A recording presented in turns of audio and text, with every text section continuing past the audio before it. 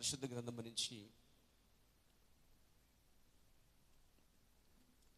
అపోస్తలుడైన పౌలు రాసినటువంటి గళితులకు రాసిన పత్రిక 3వ అధ్యాయము 20వ వచనాన్ని మనము చదువుకుందాం.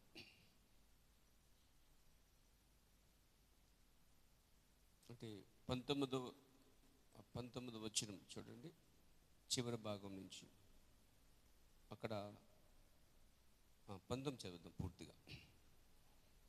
అలాగైతే ధర్మశాస్త్రం ఎందుకు? ఎవనికి ఆ వాగ్దానం చేయబడునో ఆ సంతానం వచ్చే వరకు అది అతిక్రమలను బట్టి దానికి తర్వాత ఇయ్యబడెను.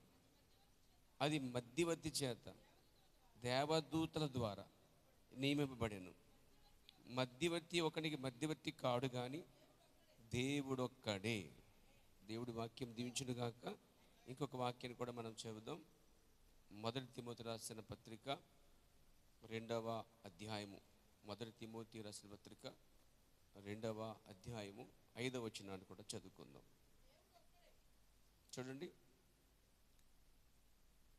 దేవుడు ఒక్కడే, దేవునికి నరులకును మధ్యవర్తియు ఒక్కడే, ఆయన క్రీస్తు యేసు అన్నరుడు. దేవుడి వాక్యము దీవించునుగాక. మరి ఎదిగి ప్రార్థన చేస్తాం. ఇదివరకు కూర్చోండి, దయచేసి కూర్చోండి.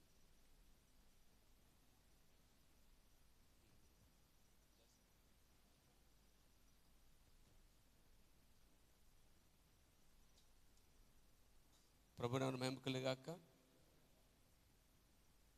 చాలా సంతోషం.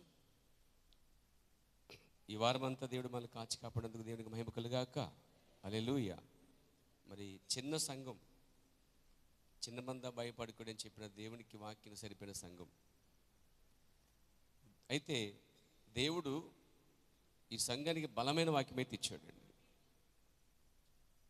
ఏంటి బలమైన వాక్యం అంటే, ఒకసారి మనం చెప్పుకున్నాం. దేవుడు మనుషునికి ఏమి ఇచ్చాడు అసలు ఆదిలో అంటే వాక్యమే ఇచ్చాడండి.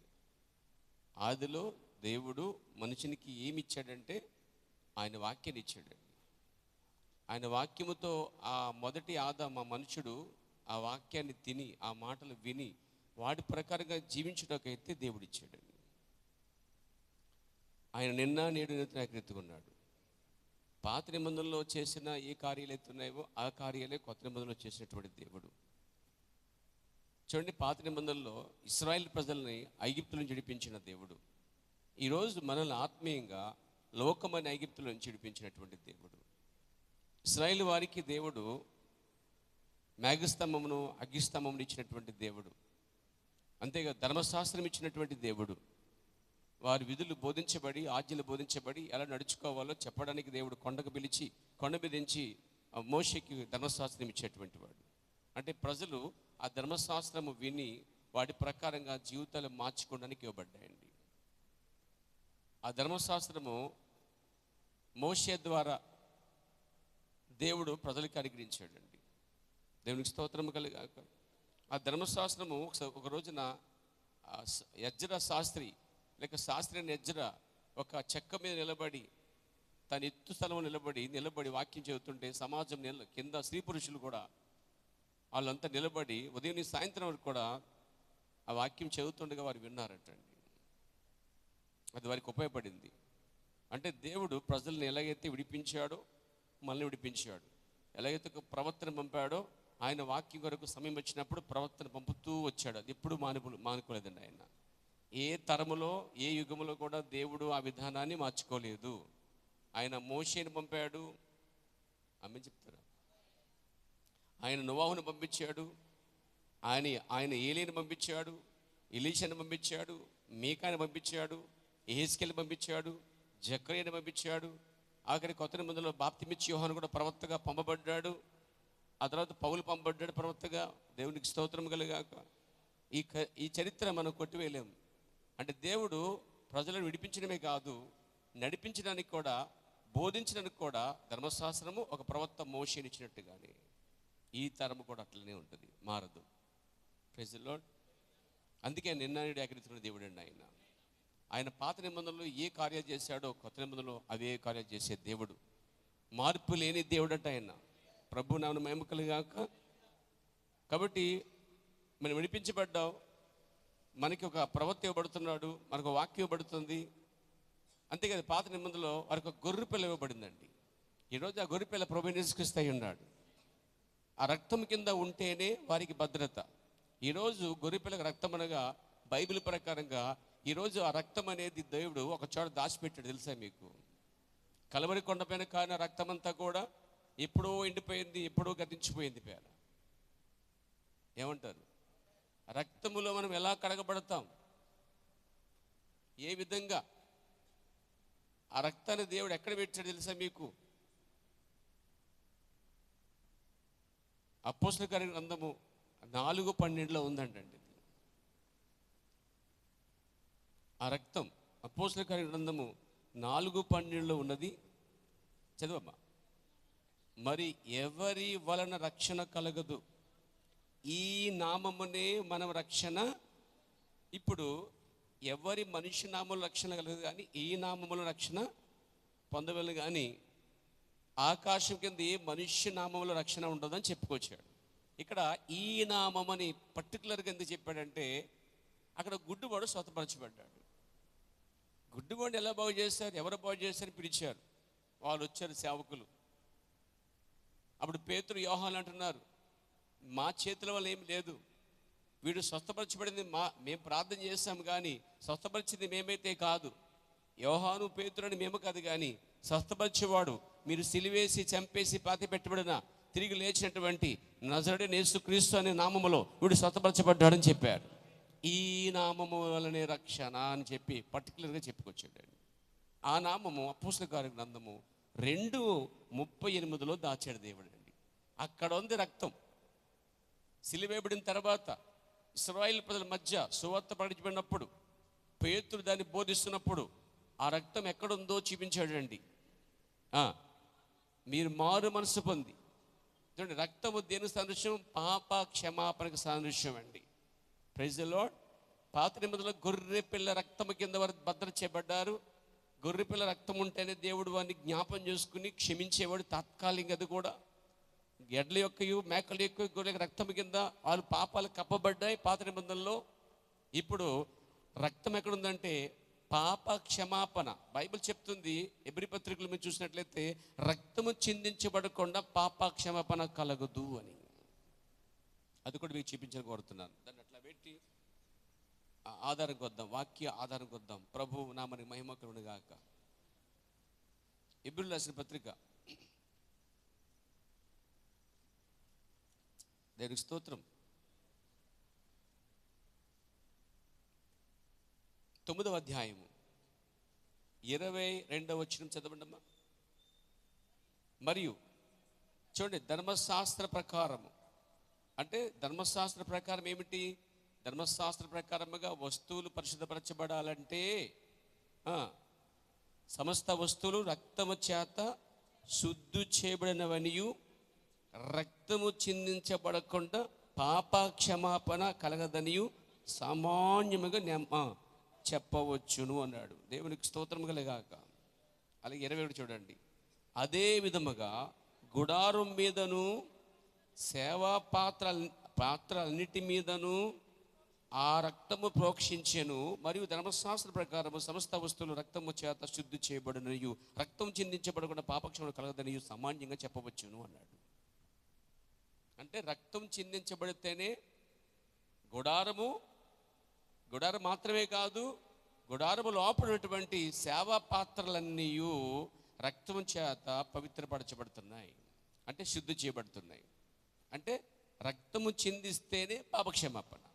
దాన్నే పేతురున్నాడు, పాపక్షమాపణ ఎలా వస్తుంది కొత్త నిబంధనలో అంటే పాపక్షమాపణ నిమిత్తము, మాట చెప్పాలంటే పాప పరిహారము కొరకు, లేక పాప పరిహార నిమిత్తము, లేకపోతే పాపముల కొరకు, పాప క్షమాపణ నిమిత్తం. అంటే పాపాలు క్షమించబడాలి అంటే కొత్త నిబంధనలో అంటే పాపాలు క్షమించబడాలంటే ఏయో కార్యాలు చేస్తే పాపాలు క్షమించబడవండి.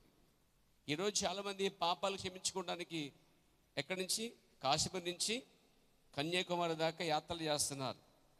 ఏమండి, ఈస్ట్ నుంచి వెస్ట్కి, వెస్ట్ నుంచి ఈస్ట్కి, లేదా నార్త్ నుంచి సౌత్కి, సౌత్ నుంచి నార్త్కి, వెస్ట్ నుంచి ఈస్ట్కి, ఈస్ట్ నుంచి వెస్ట్కి ప్రపంచ నలుమూలలో యాత్ర చేస్తూ ఎక్కడ కనబడితే అక్కడికి వెళ్ళిపోయేవారు. పాపాలు పోగొట్టుకోవడానికి రకరకాల ప్రయత్నాలు అయితే ప్రజలు చేస్తున్నారు. ఏదో సబ్బుతో కడిగేస్తే మురికిపోయేది కాదు పాపం, మానవుడు చేసిన పాపం. క్లోరెక్సో లేతే బ్లీచ్ వేస్తే పోయేది కాదు ఈ పాపం. అవన్నీ మురుకులు, గుడ్డకు పట్టిన మురుకులు పోతాయి. కానీ ఆత్మ పట్టిన మురికిపోయే విధానము భూమి మీద ఏ సర్ప పనిచేయదండి, ఏ బ్లీచ్ పనిచేయదు, కేవలం రక్తం మాత్రమే. పాప క్షమాపణ ఎక్కడుందంటే అక్కడ పేదో చెప్పాడు, పాప క్షమాపణ కొరకే చేయాలంట ఆ పని. మనుషుడు పాపము క్షమించబడటం అంటే, ఒక ఆయన అంటున్నాడు అనమాట, యేసుప్రభు రావడం ఎందుకు, శిలువలో చనిపోవడం ఎందుకు, వారి పాపములను క్షమిస్తున్నానని చెప్పేసి సరిపోద్దు కదా అక్కడ అని ఈ కోతి మీద అంటున్నాడండి. ఏమండి, నిజంగానే నేను పైనుండి క్షమించానంటే నీకు కనబడుతుందా? కనబడుతుందా? నీకు అర్థమవుతుందా? నిజమే ఆయన క్షమించాడండి. ఆయన క్షమించాడని నీకు ఎలా తెలుస్తుంది? నువ్వెలా నమ్మగలుగుతావు? నీ కళ్ళ ముందే ఆ గొర్రెపిల్ల ఉదించబడాలి. పాత నిబంధనలో క్రమం ఉందండి. ఒక పాత నిబంధనలో ఒక పాపి కనుక తప్పు చేస్తే, తన కుటుంబంలో ఒక్కడు తప్పు చేస్తే ఒక గొర్రె చనిపోవాలి. తన కుటుంబంలో 2 చేస్తే 2, 3 చేస్తే 3, 5 మంది చేస్తే 10 మంది చేస్తే 20 మంది చేస్తే, అలా లెక్క ప్రకారముగా పాత నిబంధనలో కుటుంబము 2, 3 కాదండి, బహు విస్తారమైన కుటుంబం కలిగిన వారు పాత నిబంధనలో. భార్య, పిల్లలు, సంతానం, విస్తార సంతానం కలిగిన వారు పాత నిబంధనలో. వాళ్ళు ఒక్కరు చేసిన ఒక గొర్రెని తీసుకురావాలి. ఆ గొర్రె కూడా ముచ్చ డాగులేందై క్రొవ్వినదై ఉండాలి. అంటే ఆరోగ్యమైనది ఉండాలి. అది పరిశోధించబడాలి.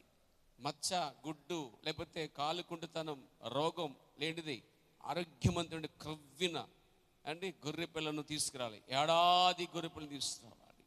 దాని మళ్ళా యాజకులు పరిశోధన చేస్తారు కింద నుంచి పైదాకా. ఏ మచ్చ, డాగు, మచ్చలు కూడా ఉండకూడదు, దానికి జబ్బు ఉండకూడదు, గుడ్డు ఉండకూడదు, వంకర ఉండకూడదు. నిదానంగా పరిపూర్ణంగా ఉండాలి. అంటే దేవుడికి అర్పించేది పరిపూర్ణంగా ఉండాలండి, పరిశుద్ధంగా ఉండాలండి. పాత్ర క్రమ ప్రకారముగా దాన్ని పరిశోధించిన తర్వాత తీసుకెళ్ళి నీళ్ళలో ముంచి శుభ్రంగా కడిగేవారు అన్నమాట. కొత్త నిబంధనలో యేసుక్రీస్తు అనే గొర్రె పిల్లని ఒక్క తప్పు కూడా పట్టుకోలేకపోయారండి. అసలు తప్పులు లేడండి ఆయన. ఒక అబద్ధం ఆడలేదు, ఒక వ్యభిచరించలేదు, ఒక పాపం చేయలేదు, ఒక దోషం చేయలేదు, తన కాంతి ఏది ఆశించలేదు. యేసుక్రీస్తు నిలబడినాడు చోట నాలో తప్పు ఉందని, నాలో పాపం ఉందని మీరు ఎవరు స్థాపించగలరు, ఎవరు చూపించగలరు అని అడిగాడు. ఒకే ఒక్కడు ప్రపంచంలో ఒకే ఒక్కడు అన్నాడండి, నాలో పాపం ఉందని మీరు ఎవరు స్థాపించగలరని. ఈరోజు ఆ స్థాయి అనేది భూమి మీద ఏ మనుషుడికి లేదండి. దేవుడికి స్తోత్రం కలుగాక. ఏ దేవుడికి కూడా చెప్పచ్చు, ఏ మహానుభావుడు కూడా లేదు, ఏ గొప్ప వ్యక్తికి లేదు. ఈరోజు రాజకీయ వ్యక్తి నిలబెట్టి అతను నిలబడి ఒకవేళ నాలో పాపం ఉందని స్థాపించండి అంటే బోల్మంది జనాలు ఎత్తేస్తారు, ఏ పార్టీ అయినా. అలాగే ఒక సీనియర్ ఇండస్ట్రీలో ఉన్న వాళ్ళు లేచి నిలబడి నాలో పాపం ఉంది అని చెప్తే బోల్మంది చెప్తారు, నువ్వు చాలా పాపం చేసేవని, అబద్ధాలు ఆడేవని, నటించేవని, వేషధారవని చెప్తారు. అలాగే ఒక నాయకుడు నిలబడి నాలో తప్పు ఉందేమో చూపించండి, నాలో పాపం ఉంది చూపించండి అని అడిగితే బోలు జెండలు ఎగుతాయండి.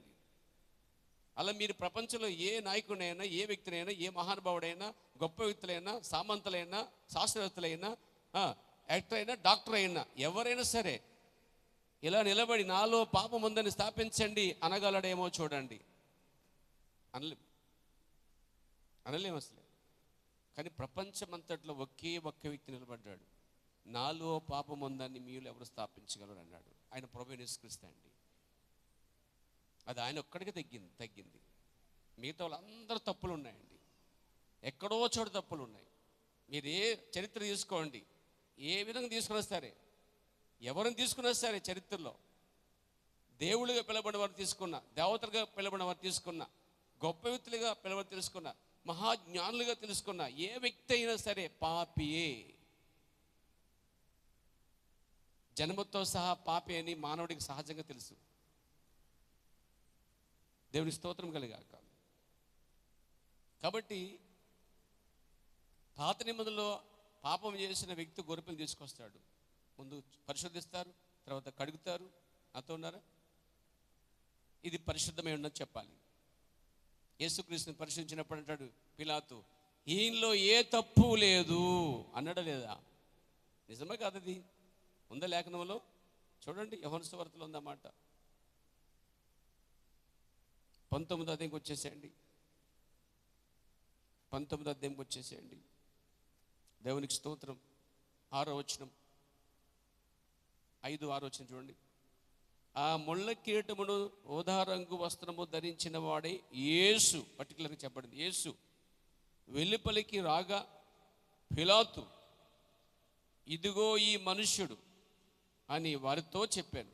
ప్రధాన యాజకులను బంట్రోతులను ఆయనను చూచి సిలువ వేయము, సిలువ వేయము అని కేకలు వేయగా పిలాతు ఈ మాట పట్టుకొని పోయారు. పిలాతు అనే వ్యక్తి రోమా గవర్నర్ అండి. అతడు ప్రతి సమస్య, ప్రతి తీర్పు ఆయన వద్దకే వచ్చింది. ఎందుకు రోమా గవర్నర్ అంటే ఇశ్రాయేలుకి రాజు లేడు. ఇశ్రాయేలుకి రాజు లేడు అప్పుడు. ఆ కాలంలో ఇశ్రాయేల్ వారిని ఏలింది ఎవరంటే రోమీయులు. రోమ ప్రభుత్వమే వారు నడిపించింది. రోమ ప్రభుత్వమే వారు పన్ను కట్టారు కూడా వాళ్ళు. కాబట్టి సమస్య ఎక్కడికి వచ్చింది? ఇది మీకు విషయం చెప్పమంటారా? అది మతపరమైన సమస్య అండి. హలో, యేసుక్రీస్తు కోసము యూదుల మధ్య తల పీక్కుంటున్నారన్నమాట. అసలు ఇది మానవుడా దేవుడా? మానవుడిగా కనిపిస్తున్నాడు కానీ దేవుని కార్యాలు చేస్తున్నాడు. ఒక మానవుడు చేయని కార్యాలు చేస్తున్నట్టు వాళ్ళు కనుగొన్నారు. 5 రొట్టెలు 5,000 మంది పంచిపెట్టాడు. 2 చేపలు 5,000 మంది పంచిపెట్టాడు. ఒక మానవుడు దాన్ని చేయలేడు, ఒక మనుషుడు దాన్ని చేయలేడు. ఇదేంటి, మనుషుడిగా కనిపిస్తున్నాడు కానీ మనుషుల్లా చేయట్లేదు, మనుషుని కానీ అతీతిగా చేస్తున్నాడే. ఓ ప్రశ్న వాళ్ళ మైండ్ ఉండిపోయింది. మెస్సే కోసం కనిపెడుతున్నారు కానీ మెస్సే సూచనలన్నీ ఈలోనే ఉన్నాయి, కానీ వారు ఆయన అంగీకరించలేకపోతున్నారు. వాళ్ళు అనుకున్నారు యోసేపు మరియాలకి వివాహం కాకముందే పుట్టేశాడు, అక్రమంతో పుట్టాడు, వ్యభిచారంతో పుట్టాడు అనుకుంటున్నారు. బెల్జెబూబు అనుకుంటున్నారు, మోసగాడు అనుకుంటున్నారు.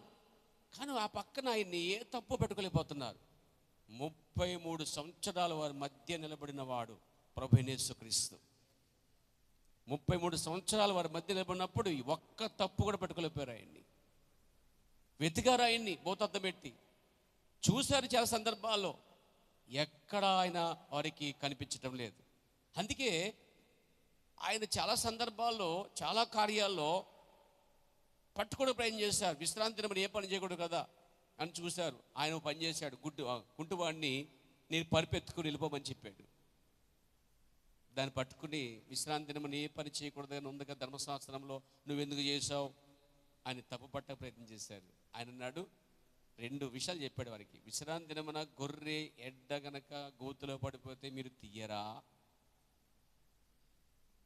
ఇక మాటలేదు, ఇంకా నోటి మాట. అయ్యి బాబు ఈయన పట్టుకోలేకపోతున్నా బాబోయ్, ఈయన దొరకట్లేదు బాబోయ్ అని చెప్పి ట్రై చేస్తున్నారు, ఇంకా ట్రై చేస్తున్నారండి వాళ్ళు. 33 సంవత్సరాలు సమస్య అండి వారి మధ్య, మతపరమైన సమస్య.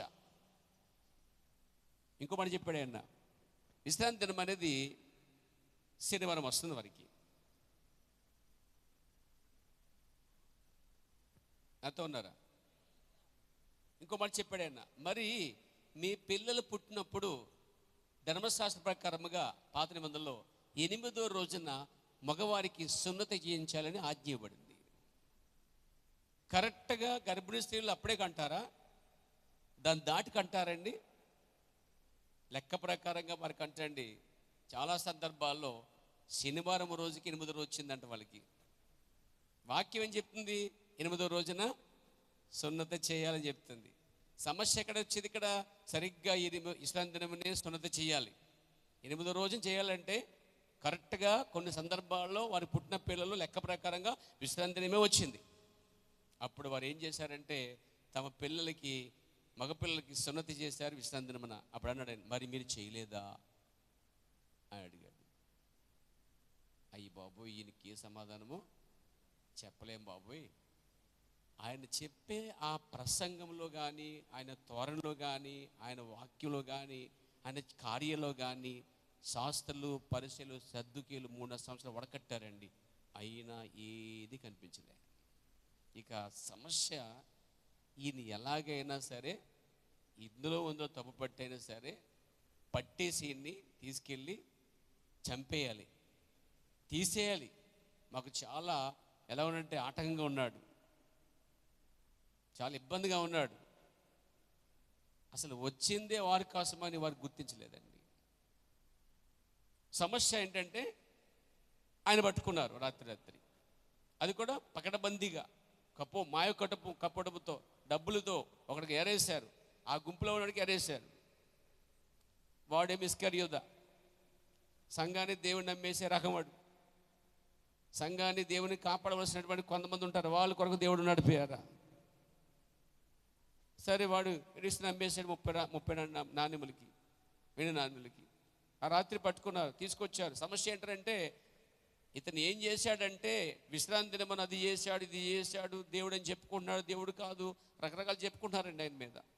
అంతేకాదు సమస్య వింటే కాదు, ఇద్దరు అబద్ధ సాక్షులు తీసుకొచ్చారండి బైబిల్లో. వీడు మందిరం పడగొట్టి 3 దినాలు కడతాను చెప్పాడండి. మనమైతే 46 సంవత్సరాలు కట్టాం, వీడు 3 రోజుల్లోనే కట్టేస్తాడంట, విన్నాం అన్నారండి. కానీ అక్కడ బైబిల్లో మందిరం అనగా తన శరీరం అనే మందిరం కోసం మాట్లాడే సంగతి వారికి పట్టుకోలేకపోయారండి. అని అన్నాడు, నేను చెప్పింది ఈ మందిరం కాదు. మీకు విషయం చెప్పండి, పర్టికులర్గా క్లారిటీగా సొలొమోను మందిరంలో ఉండే మాట పలికాడండి ఆయన. కన్ఫ్యూషన్, బుర్రలు పగిలిపోయిన వారికి, ఇదేంటరా బాబు, ఈ మందిరం పడగొట్టి, ఇప్పుడు మందిరంలో ఉండి దీన్ని పడగొట్టి 2 గంటలు కట్టేస్తానంటే మీరు నమ్ముతారా? అదే అంతే. కాబట్టి నేను 3 దినములో మందిరం కట్టేస్తున్న మాట వారికి భయంకరం ఉందన్నమాట. కాబట్టి ఎన్నో తీసుకొచ్చారట. ఎన్ని నేరాలు మోపినా, ఘోరాలు మోపినా సరే అని చెప్పి సమస్య ఏంటంటే పని అవుట్లని చెప్పేసి తీసుకొచ్చి రోమా చక్రవర్తి ఎవరికి గవర్నర్ ఎవరంటే పిలాతుకు అప్పగించారండి. పిలాతు అన్నాడు, సమస్య మీదే చూసుకోండి అన్నాడు. మతపరమైనది చూసుకోండి, మీ రోమీయులము అన్యులము, మీరేమో యూదులు, మీ మధ్య జరిగే ఆ గొడవలేవో మీరే మతపరమైన చూసుకోండి అంటే అది తేలట్లే. అప్పుడు వారు ఏం చేశారంటే ఈ సమస్యని పిలాతు దగ్గర తీసుకొచ్చారట, నిలబెట్టారు, సాక్ష్యాలు చెప్పారు, అది చెప్పారు, ఇది చెప్పారు, అది చేశారు, ఇది చేశారు, ఎన్ని చేశారండి. ఒక రోజున పిలాతు లోపల పిలిచి, అదే సమయంలో పిలిచి, నువ్వు మాట్లాడి వింటాయా బాబు, నీ మీద బోలే నేరాలు ఘోరాలు మోపేస్తారు, నువ్వు చేసావా అదా ఇదా అంటే ఆయన అలాగే మౌనంగా ఉన్నాడు. మౌనానికి ఆశ్చర్యపడ్డాడు పిలాతు, ఇంకేం చేయలేకపోతున్నాడు. ఆ సమయంలో గుర్రమూట వచ్చిందంట. గుర్రం మీద ఒకడు వర్తమానం పట్టుకుని లెటర్ పట్టుకుని వచ్చాడట అండి పిలాతు దగ్గరికి. అయ్యా, మీ భార్య కౌరు పంపించింది. తెరిచి చూస్తే ఆ నీతిమంతుని జోలికి వెళ్ళొద్దు, రాత్రి నా కలలో కనిపించాడు ఆయన అని చెప్పిందట అండి. భవనంలో ఉన్న పిలాతు భార్యకి రాత్రి కల వచ్చింది. ఏమని తెలుసు, ఆ నీతిమంతుని జోలికి వెళ్ళకూడదు అని చెప్పి వెంటనే లెటర్ రాసి పంపించింది. తీర్పు తీర్చున్నాడు, ఒకవేళ కంగారు పడుకో, తొందరపడుకో, ఆయన ఎవరో నీతిమంతుడు అయినా అని పిలాతు భార్య దగ్గర నుంచి రాగానే దాన్ని చదివి భయపడ్డాడు అతనండి. ఈ సమస్య నాకెందుకు వచ్చింది అని ఒక అవకాశం ఇచ్చాడు. తన ఆలోచన ఏంటంటే ఈ తీర్పుని తప్పించుకోవాలి, నేను ఇతను తీర్పు తెచ్చుకూడదు అని హెచ్చరించబడ్డాడు తన భార్య కబురుతోటి. అప్పుడు సమస్య అన్నాడు, మీకు ఒక అవకాశం ఇస్తాను, పండుగ దినమన ఒక గజ దొంగ వినిపిస్తాం కాబట్టి ఒక అవకాశం ఉంది, ఇదిగో మనకు పండుగ వచ్చిన పండుగ దినమన మరి బరబ్బా అనే వ్యక్తి కావాలా మీకు, లేక క్రీస్తు కావాలా అని. ఈయన ఎక్స్పెక్టేషన్ ఏంటంటే బరబ్బా దొంగ అని అందరూ తెలుసు, పబ్లిక్గా వాడు ఒక అంతు కూడా తెలుసు, అయితే వాడినే కోరుకుంటారేమో మెల్లిగా విడిపించవచ్చు అనుకున్నాడు. కానీ జనం ఊహించని కార్యం ఏంటంటే మాకు బరబ్బా వద్దు, ఎవరు కావాలి, క్రీస్తే కావాలి అని చెప్పి ఏం చేశారంటే క్రీస్తుని కోరుకున్నారు. ఎవరు కావాలి అంటే మాకు బరబ్బా కావాలి కోరుకున్నారా? ఏమన్నారు? క్రీస్తుని కోరుకోలేదు వాళ్ళు, అంటే క్రీస్తుని విడిచిపెట్టేశారు వాళ్ళు. అంటే వారు అంతకుని కోరుకుంటారని అసలే ఎక్స్పెక్ట్ చేయలేదు ఎవరు పిలాతు అనేవాడు. కానీ వాళ్ళు క్రీస్తుని విడిచిపెట్టి బరబ్బాను కోరుకున్నారు. ఈరోజు సమస్తను కోరుకుంటున్నారట, ఆచారం కోరుకుంటున్నారట, బైబిల్లో ఎన్ని కార్యాలు ఎన్నో కోరుకుంటున్నారట, పవిత్రమైన కాకుండా అపవిత్రమైన కార్యాలు కోరుకుంటున్నారట. ఈరోజు సంఘానికి వాక్యం కోరుకోవాలి, క్రీస్తుని కోరుకోవాలి. క్రీస్తు వాక్యమై ఉన్నాడు, కానీ లోకాన్ని కోరుకుంది, చెడ్డను కోరుకుంది, చీకటిని కోరుకుంది లోకం. అంటే సంఘం ఆ రోజు యూదులు ఈరోజు సంఘ సదస్సుగా ఉన్నారు. నిజంగా క్రీస్తుని కోరుకోవాల్సిన వాళ్ళు వాక్యాన్ని విడిచిపెట్టి, క్రీస్తు వాక్యమే కదా, నీతిమంతుడే కదా, పరిశుద్ధుడే కదా, పాపం లేనివాడే కదా, దేవుని కోసం ఆ వాక్యం కోసం శరీరానికి వచ్చినటువంటి గొర్రెపిల్ల కదా ఆయన పక్కన పెట్టి అంతకు నెల కోరుకున్నారు. ఈరోజు సంఘం అంట, క్రైస్తవులంట వాక్యాన్ని పక్కన పెట్టి అన్నీ కోరుకున్నారండి. ఆ తర్వాత ఏం చేశాడు తెలుసా ఆయన? ఈ సమస్య ఏంటో మీరు తీసుకోండి అని చెప్పే ముందు ఒకసారి లోపల తీసుకెళ్ళి ఫైనల్గా చూసి బయటకు వచ్చే మాట చెప్తున్నాడు. ఇదిగో ఈ మనుష్యుడు అని వారితో చెప్పాను. ప్రధాన యాజకులను, బంట్రోత్తులను ఆయన చూచి సిలువేమని కేకలు వేయగా, పిలాతు ఆయన యందు ఏ దోషము నాకు కనబడలేదు గనుక మీరే ఆయనను తీసుకుని పోయి సిలువేయడని వారితో చెప్పి, నీళ్లు తెమ్మని చెప్పి చేతులు కడిగేసుకుని, ఈ దోషం నా మీద లేదు, మీ మీద ఉంటుంది చెప్పేశాడండి. ఈ దోషం నా మీద లేదని చెప్తే వాళ్ళు ఉద్రేకంగా ఆ దోషం మీద మీ మీద ఎక్కలేకపోయినా మా మీద వాళ్ళతో ఉంటే సరిపోయేది.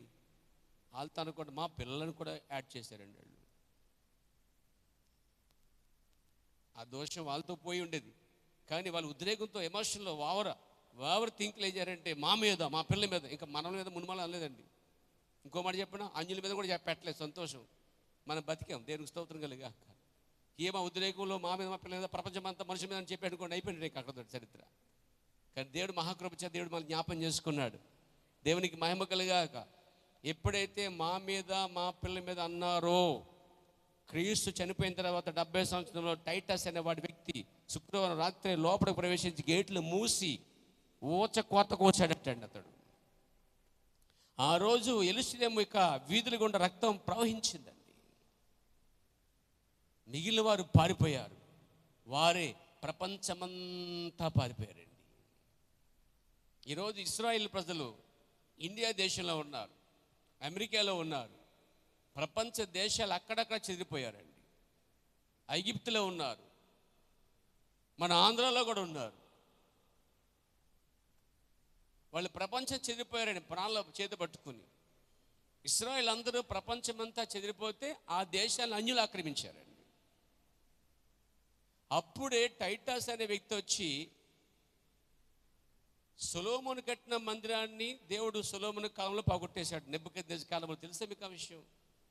నెబుకద్నెజరు కాలంలో అది పోగొట్టబడింది. మళ్ళా ఎజ్రా, నెహెమ్యా, జెరుబ్బాబెలు కాలంలో అది మళ్ళా పునరుద్ధరించబడి ఆ పునాది మీద మందిరం కట్టారు. ఐడియా ఉందా మీకు ఆ విషయం? పునరుద్ధరించబడిన తర్వాత ఆ మందిరంలో ఉండగానే యేసు చెప్పాడు, ఈ మందిరం పడగొట్టి మళ్ళా కడతాను అని.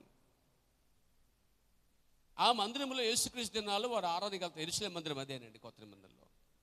వాళ్ళు యేసుక్రీస్తు వెలుగు కొండ మీదకి వచ్చినప్పుడు అందరూ వచ్చి వెళ్ళిపోయిన తర్వాత శిష్యులు ఒంటరిగా ఉన్నప్పుడు వచ్చాను, అయ్యా ఏంటి ఈ మందిరం అని చెప్తున్నావు, ఏంటి ఈ కార్యాలను చెప్పినప్పుడు వాళ్ళు యేసుక్రీస్తు దగ్గరికి వచ్చి మన పితరులు ఎంత బాగా కట్టారు ఈ మందిరం అని పొగుడుతున్నారండి. ఆయన ఏమిటి తెలుసా అండి?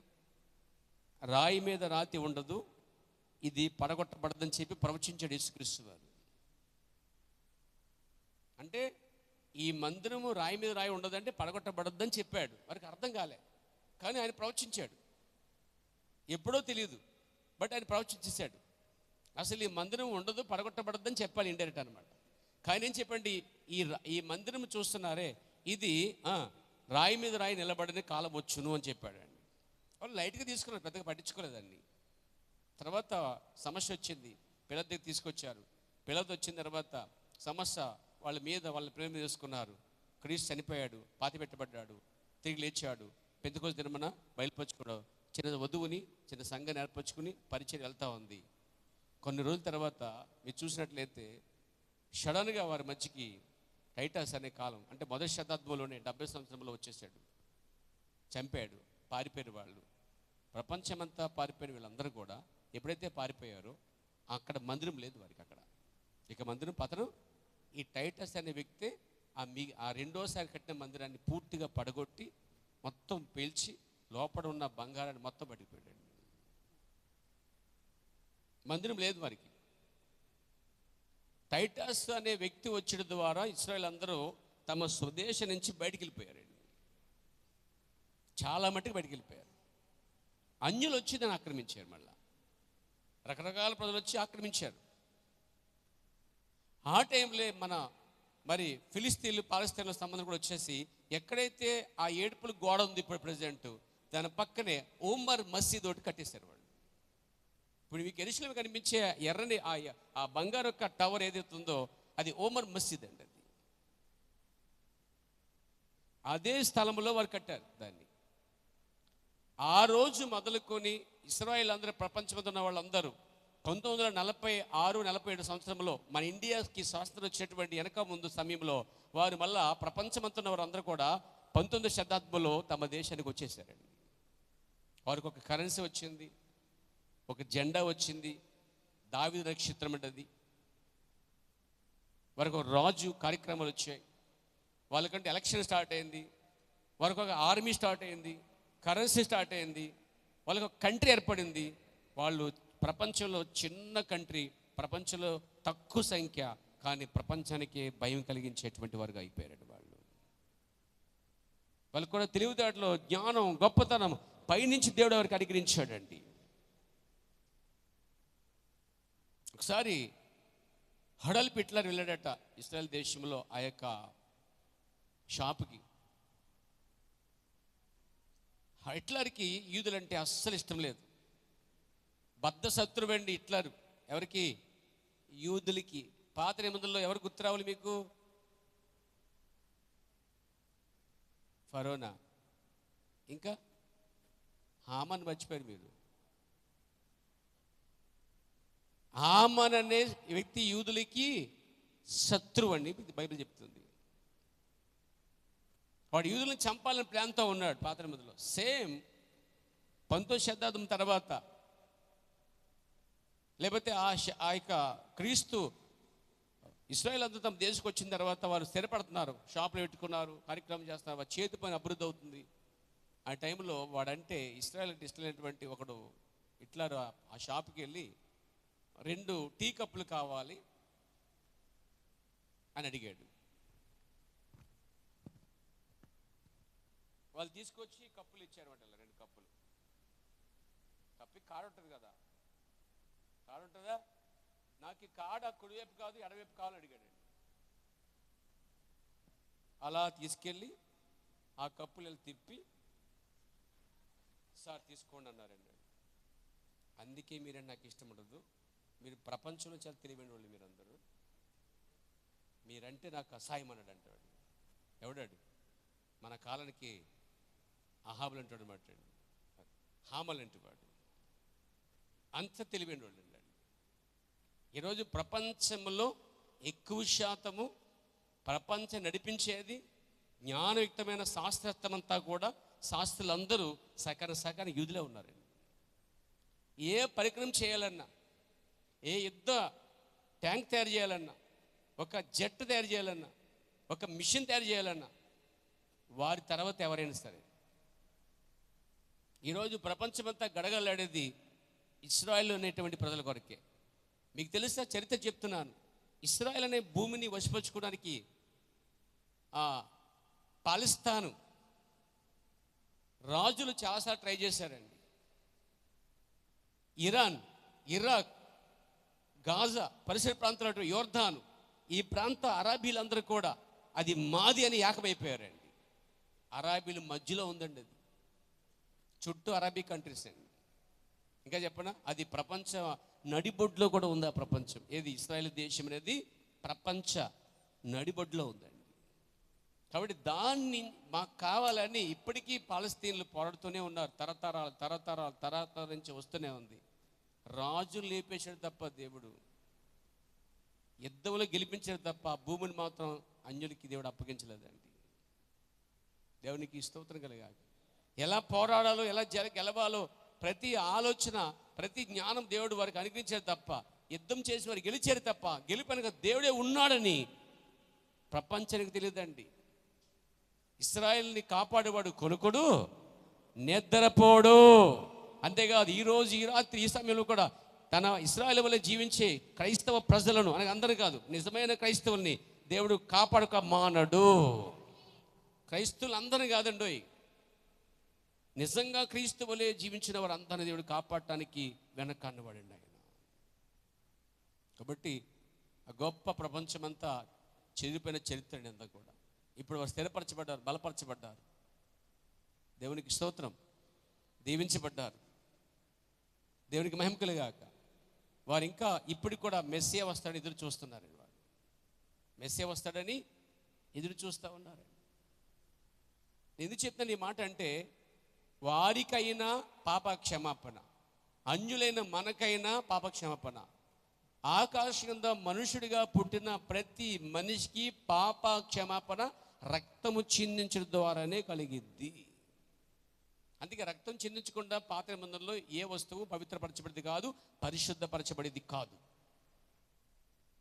ఇప్పుడు పేతురు ఏమన్నాడు? పాప క్షమాపణ నిమిత్తము. ఇశ్రాయేలు అందరూ పాపం చేశారు. ఇశ్రాయేలుతో పాటు మనమందరం కూడా పాపం చేశాం. మొదటి ఆదాము పాపము ద్వారా మాదాము నుంచి వచ్చిన సంతతి అంతా కూడా పాపులైపోయారు. ఆ పాపముల కొరకే గొప్ప యెహోవా శరీరధారిగా, యేసుక్రీస్తు నరుడుగా, యాజకుడుగా, గొర్రెపిల్లగా, మరి ప్రవక్తగా, మనిషి కుమారుడిగా, దేవుని కుమారుడిగా ప్రత్యక్షపరచబడి 3 సంవత్సరాలు సేవ చేసి అర్థం కాని వారికి అర్థం కానట్టుగాను, అర్థమైన వారికి అర్థమైనట్టుగాను ఆయన ఎలాగనంటే వివాదాస్పదమైన కాంట్రవర్షియల్ సబ్జెక్ట్గా మారిపోయాడండి ఆయన. ప్రపంచానికి ఆయన అర్థం కాలే. అందుకే అర్థం కాక దేవుళ్ళన్నీ ఫోటోలు పెట్టి ఏం చేస్తారు మన వాళ్ళు. ఇండియన్స్ అయితే ఏం చేస్తారు, ఇండియన్లో ఫోటోలు అన్ని మొత్తం అన్ని దేవుళ్ళు పెట్టేసి ఆఖరిని ఈయన కూడా దేవుళ్ళే అని పడేస్తారు అక్కడ. మీకు ఏం చెప్పనా, ఆ దేవుడికే దేవుడి నన్ను సంగతి తెలియదు. మీరు ఒప్పుకోకపోయినా కానీ ఆ దేవుళ్ళందరికీ దేవుడేనండి. ఇంకో మాట చెప్పిన ఒక బలమైన వాక్యం చూపిస్తాను. ఈరోజు దేవతలు దేవతలు దేవతలు ఎన్ని దేవతలని? ముక్కోటి ఒప్పుకుంటారా? దేవతలు కూడా ఆయనకి నమస్కరిస్తారంట. నేను చెప్పట్లే, బైబిల్ చెప్తుంది. కీర్తన గ్రంథం ఎంత గొప్ప సత్యమండి ఇది. దేవునికి స్తోత్రము కలుగును గాక. కీర్తనలు, గొప్ప కీర్తనలు. దేవునికి స్తోత్రం కలుగాక. 96 4వ వచనాన్ని ప్లస్ 7వ వచనాన్ని రెండు కలిపి చదవండి. చదవండి. యెహోవా మహత్యం గలవాడు, ఆయన అధిక స్తోత్రము పొందదగినవాడు. గమనించండి ఇక్కడ సమస్త దేవతల అందరూ చూడండి, సమస్త దేవతలందరూ దేవతల కంటేను ఆయన పూజని, అంటే సమస్త దేవతల్ని పూజ చేస్తున్నారు ప్రపంచమంతా కూడా. దాంట్లో ముందస్తు ఎవరంటే మన ఇండియా దేశం ఉందండి. మిగతా దేశం తర్వాత విషయం. ముందు ఇండియా మాత్రం ఏం కనబడినా నేను ఎక్కడికో వెళ్ళామండి, పత్రం కనిపించింది నాకు. నేను సామిలు వెళ్ళాం, అందాం అనుకున్నాను. అక్కడ ఇద్దరు కూర్చున్నారు, మళ్ళీ బాగోదు అని చెప్పేసి దానికి మళ్ళా రచ్చబండలాగా చుట్టూ సిమెంట్ పోత వేసి గట్టిగాను బల్లం కట్టారు. ఆ మధ్యలో పత్రం ఉందండి. నేను దాని ఇంకా చూస్తున్నా. ఏదో పనులు వెళ్ళాం, పనులు చూస్తే ఏదో చుట్టూ చతురాకారములు కట్టేసి ఒక పత్రం పెట్టారు. ఆ పత్రానికి కుంకుమ పసుపు పామారు, ఇంకా దండేశారండి. నేను అప్పుడు చెప్పినా, నేను పత్రం కోసం గుర్తొచ్చింది నాకు. అప్పుడు ఒక ఆయన వెళ్తుంటే దారిలో పత్రం పడిపోయిందంట. ఆ పత్రం పట్టుకొచ్చి యాప్ చెట్టు కింద పెట్టాడట.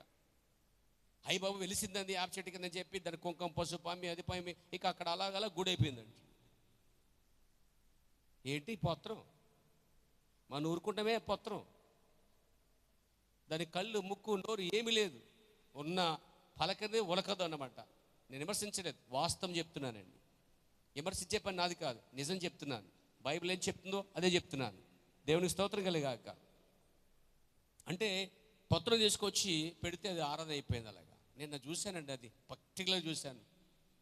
చత్రాకులు కట్టి పైన పత్రం ఉంది, దానికి మళ్ళీ చాలా కుంకలు పసుపు పామారన్నమాట. ఎట్లా దేవుడు అవుతాడండి అసలే? అరే కనబడిన చెట్టును, కనబడిన పక్షుల్ని, కనబడిన పురుగుల్ని మనం చెప్పుకున్నాం. దేవుడు పురుగుల యొక్కయు చెట్ల యొక్కయు చతుష్పద యొక్క జంతువు రూపంలో లేడు. దేవుడు నీల నాల 2 కళ్ళు కలిగిన దేవుడిగా ఉన్నాడు. క్షమించండి, 3 కళ్ళు ఆయనకి లేవు. ఆయనకండి 2 కళ్ళు ఉన్నాయి ఆయనకి. నీకు 3 కన్ను వస్తే వీధుల గుండా వెళ్తుంటే జనమంతా నీకోసం పెద్ద న్యూస్ ఏం చేయబోతున్న అడుగు. కాబట్టి దేవుడు 2 కలుగున్నాడు, కళ్ళు.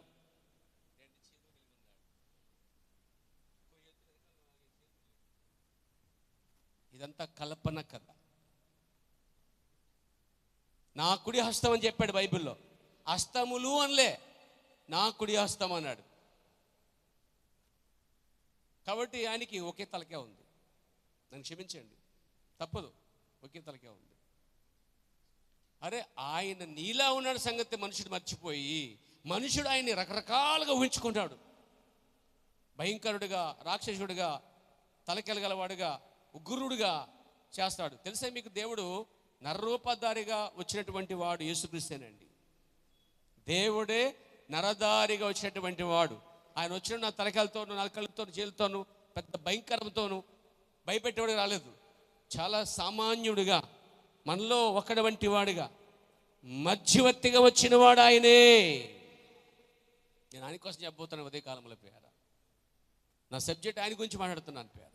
దేవుని నామని మహిమకులేగాక. సమస్త దేవతల కంటే ఆయన పూజనీయుడు. అంటే దేవతలు పూజిస్తున్నారు కాబట్టి ఏమంటే దేవతల కంటే పూజనీయుడు. అంటే ఇప్పుడు దేవతలు పూజించేవారు ఈ మాట అంటే ఏం చేయాలి? అరే నేను ఈ దేవతను పూజిస్తున్నాను, ఈ దేవత కంటే ఈ దేవతకే ఈయనకంటే గొప్పడు ఉన్నాడంటే అని తెలిస్తే, అలా తెలిసాం కాబట్టి మనం ఇక్కడికి వచ్చి కూర్చున్నాం. అలా తెలిసే కాబట్టి ఇక్కడికి వచ్చి కూర్చున్నాం. లేకపోతే వారిలో మనం కూడా ఎక్కడ పడిచాం, ఒకటే చోట కనబడి పడిచోట చాలా మీలో ఉంటుంది. ఒకసారి బస్సు కోసం ఎక్కడ నిలబడ్డాను ఒకసారి, ఇప్పుడు చాలా కాలం. ఒకడు స్పీడ్ వచ్చాడు, సైకిల్ వేసుకున్నాడు, చాలా స్పీడ్గా వచ్చాడు. చాలా ఉద్యోగం వచ్చే స్పీడ్, కారు స్పీడ్గా సైకిల్ టపాటా తొక్కొచ్చాడండి. ఏదో గుడి కనిపించి తప్పని లాగిపోయాడు, స్టాండ్ వేసాడు, తక్కమని చుట్ట తీసి పక్కన పెట్టాడు, మొక్కేసుకున్నాడు, బొట్టు పెట్టేసుకున్నాడు, చోట పట్టుకు మళ్ళీ వెళ్ళిపోయాడు. అలాగా అయ్యి బాబు ఏం భక్తి ఇది అనుకున్నాను. స్పీడ్గా వచ్చాడు, స్టాండ్ వేసాడు, చుట్ట నోట్లో ఉంటే బయట పెట్టాడు, ఏళ్ళు కప్ప కొట్టాడు, బొట్టు పెట్టాడు, టపేళ్ళు ఎక్కాడు, ఆ చోట తీసుకుని వెళ్ళిపోయాడు. మళ్ళీ మార్పు లేని భక్తి. ఇలా ఎంతమంది ఉన్నారంటే కోకళ్ళగా ఉన్నారండి ప్రజలు. మార్పు లేని భక్తి, అబద్ధాలాడుతూ, బూతులాడుతూ, పాపం చేస్తూ, మోసం చేస్తూ, నీతిగా ఉండకుండా, కనీసం మానవత్వం కూడా లేకుండా, కనీసం తల్లిదండ్రులను గౌరవించకుండా, కనీసం సేవకుని గౌరవించకుండా, కనీసం దేవుని భయపడకుండా భయం లేని జీవితాలు జీవిస్తున్న కాలంలో మనం ఉన్నాం ప్రియారా. కాబట్టి మనకు నీతిని బోధించేవారు కావాలి, మనం సరిచేసి శిక్షించి దేవుళ్ళు పెంచేవారు మనకు కావాలి. విడిచిపెట్టి నాకెంతలే అని విడిచిపెట్టేవారు కాదు, పట్టించుకునేవారు కావాలి. నీ తప్పులు సరి చేస్తూ నీవు సరిగ్గా నడిపించేవారు కావాలి. అలాంటి సేవకులు, అలాంటి ఆరాధనలు, అలాంటి వాక్యాలు మనకు అవసరమై ఉంది. నిజం చెప్పేవారు కావాలట. ఈ కాలంలో ప్రవర్తన అన్నాడు, ఇది కుడి చేయని చెప్పాలట, ఇది ఎడమ చేయని చెప్పాలట, అది తూర్పు, ఇది పడమట అని చెప్పాలట. అంటే తూర్పుని పడమటగా చెప్పొద్దు. దేవునికి మహిమ కలుగాక. పిల్లలు దాన్ని అలాగే నమ్ముతారు పేరా. కాబట్టి మనం నిజం చెప్పేవారిగా ఉండాలట. చాలామంది బాధ ఏంటంటే నిజం చెప్తే మనకి స్నేహం కట్ అయిపోద్దేమో, బంధుత్వం కట్ అయిపోద్దేమో, నిజం చెప్తే నిజం మాట్లాడితే ఎప్పుడు నన్ను విడిచిపెట్టేస్తారేమో. చాలామంది ఇక్కడ ఆగిపోయారండి. అంటే వాళ్ళు తెలుసు కూడా తమ స్నేహాన్ని కాపాడుకుంటానుకో, రిలేషన్షిప్ కాపాడుకుంటానుకో, లేక బంధుత్వం కాపాడుకుంటానుకో, లేకపోతే అతన్ని అలా ఆమెను విడిచిపెట్టుకోలేక వాళ్ళు నిజం చెప్పకుండా నిజాన్ని మింగేస్తూ గడిపేస్తూ ఉంటారు. అంటే నిజం చెప్తే ఇప్పుడు మన నుంచి దూరం అయిపోతారా, లేక శత్రువులు అయిపోతారేమో అని నిజాన్ని దాచేసి వాళ్ళు, నిజాన్ని పాతి పెట్టేసి వాళ్ళు బతికేస్తూ ఉంటారు. కానీ దేవుడు నువ్వేది పాతి పెట్టావో దాన్నే చూస్తున్నాడు, దాన్నే తీస్తాడు తీర్పులో. దేవునికి మహిమ కలుగాక. సమస్త దేవతల కంటేను ఆయన పూజనీయుడు. జనముల దేవతలందరూ నేను అక్కడ ఒట్టి విగ్రహములే అన్నాడండి. ఒట్టి విగ్రహములే. ఈ డైరీకి కుంకుమ పసుపు రాసనుకోండి, మీరు చారదిస్తారా? మాట్లాడేటండే. అలాగే ఈ డైరీ ఎలా దేవుడు కాదో, ఈ డైరీ ప్లేస్లో ఏ బొమ్మ పెట్టినా, జీవం లేని ఏ కర్ర పెట్టినా, ఏ రాయి పెట్టినా, ఏ వెండి పెట్టినా, బంగారు పెట్టినా, ఏది పెట్టినా అది దేవుడు కాడు. మనం తయారు చేసుకున్న దేవుళ్ళు వాళ్ళు. ఇక్కడ దేవతలు ఇంకో మాట 96:7 వచ్చిన చెప్పాను. సరే 97:7 వచ్చిన, క్షమించమ్మా, 97:7 వచ్చిన చూడండి. 97:7 వ్యర్థ విగ్రహములు బట్టి. అరే ఈ బైబిల్ చాలా ఖండిస్తున్నట్టుందే.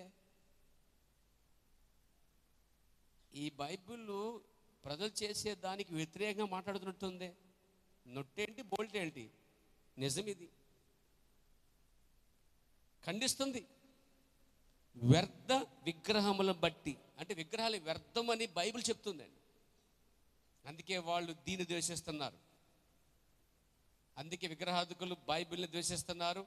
బైబిల్ని వెంబడిస్తున్న క్రైస్తవుల్ని ద్వేషించే కారణం అదే కారణమండి. చంపుతున్నారు కూడా వాళ్ళు, చర్చిలు కాలుస్తున్నారు కూడా. కంగను కట్టుకుంది ఆత్మ దేవుని పరిశుద్ధుల్ని నాశనం చేయడానికి. కానీ దేవుడు ఇశ్రాయేలు పక్షాన్ని ఎలాగున్నాడో, ప్రపంచం గడగలాడుతుందో, నిజంగా దేవుని పిల్లలు దేవుని వాక్యం నిలబడితే అది చిన్న కుటుంబం అయినా, అది ఇద్దరైనా, ఒక్కరైనా, అది చిన్న సంఘమైనా దాని వెనక దేవుడు ఉంటాడండి.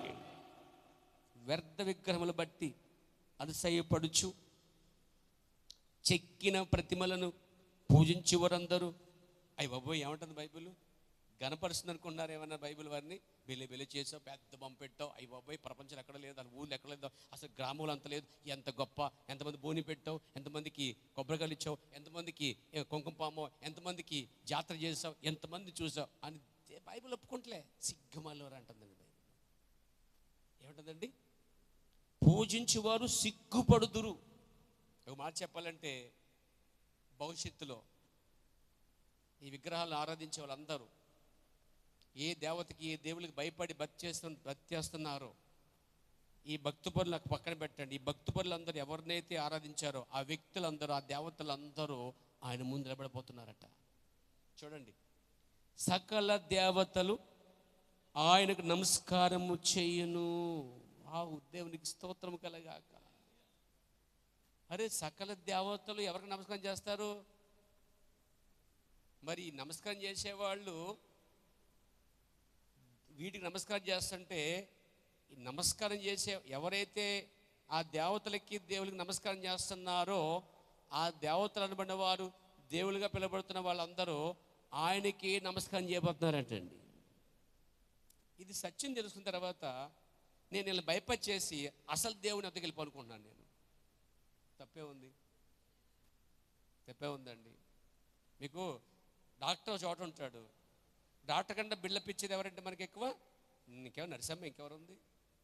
డాక్టర్ గారిని ఎక్కువ బిల్డప్ ఇచ్చేది బాగా టూ మచ్ అనమాట. అసలు డాక్టర్ కూడా అంతలా మాట్లాడు, అంత ఓవర్ అన్నమాట అండి.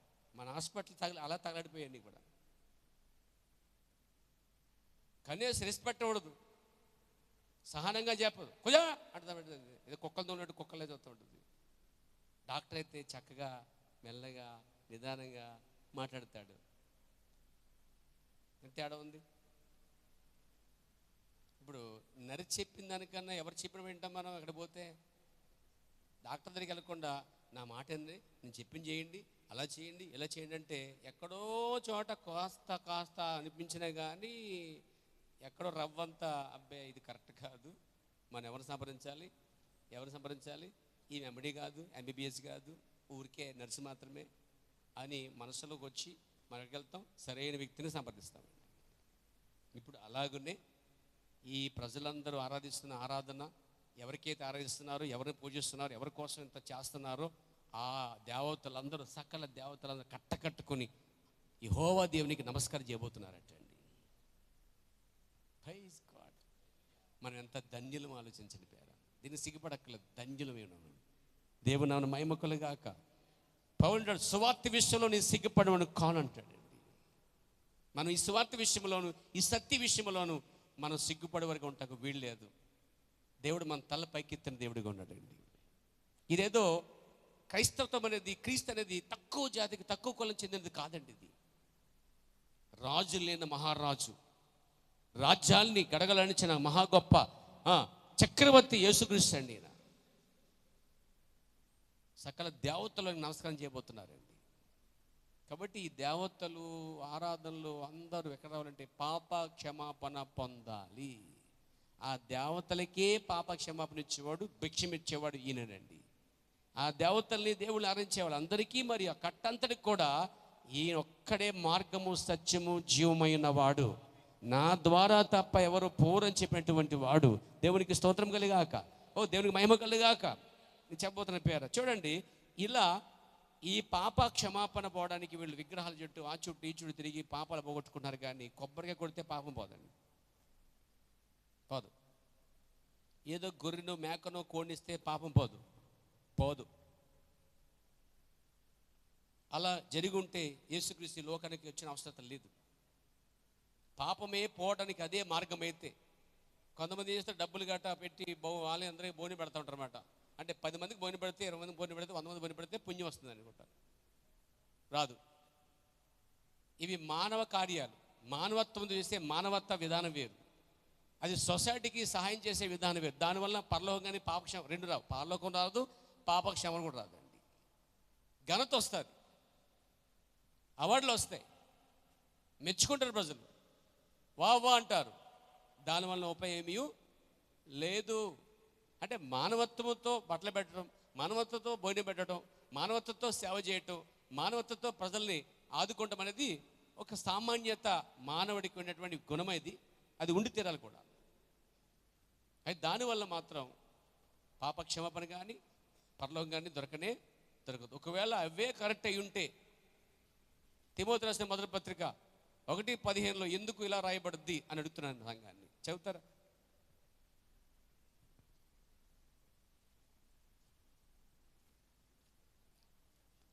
రైట్. పాపులను అంటే పాపుల్లో మళ్ళా ఎరుపు నలుపు తెలుపు పాపులను రాసి ఉందండి. అక్కడ పాపులను రాయబడిందమ్మా. మీ బైబిల్లో ఇండియన్స్ పాపులు, అమెరికన్ పాపులు, లేకపోతే కులానికి పాపులు అని రాయిందండి. అసలు కుల కానీ దేశం కానీ రంగు భేదం లేకుండా టోటల్గా ఏమన్నాడు? పాపులందరంటే ఆకాశం కింద ఉన్న ప్రతి మనుషులు పాపులై ఉన్నారు. అసలే ఏమండి, ఒక జంతువు కన్నా ఎక్కువ పాపం చేసేది ఎవరు తెలుసా మీకు? ఒక జంతువు కన్నా ఎక్కువ పాపం చేసే ఎవరు తెలుసా? మనుషుడేనండి. పొద్దున్న లేస్తే చాలండి అబద్ధాలు. మంచి తాగినట్టు అబద్ధాలు ఆడతారు చాలామంది.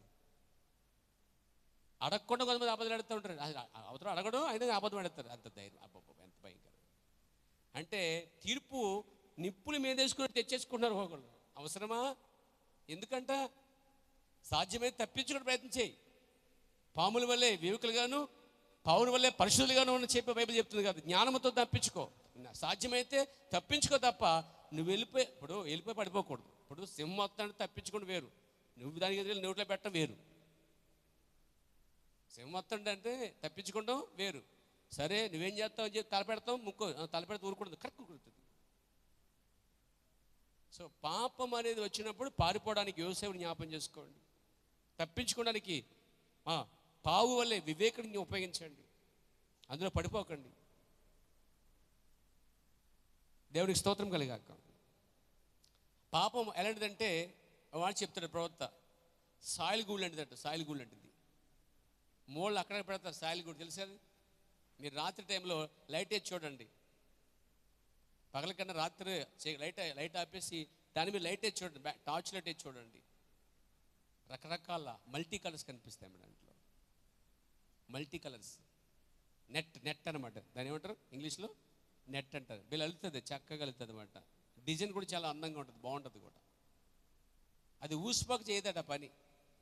ఆహారం కోసం నెట్ పెట్టిందంట అక్కడ.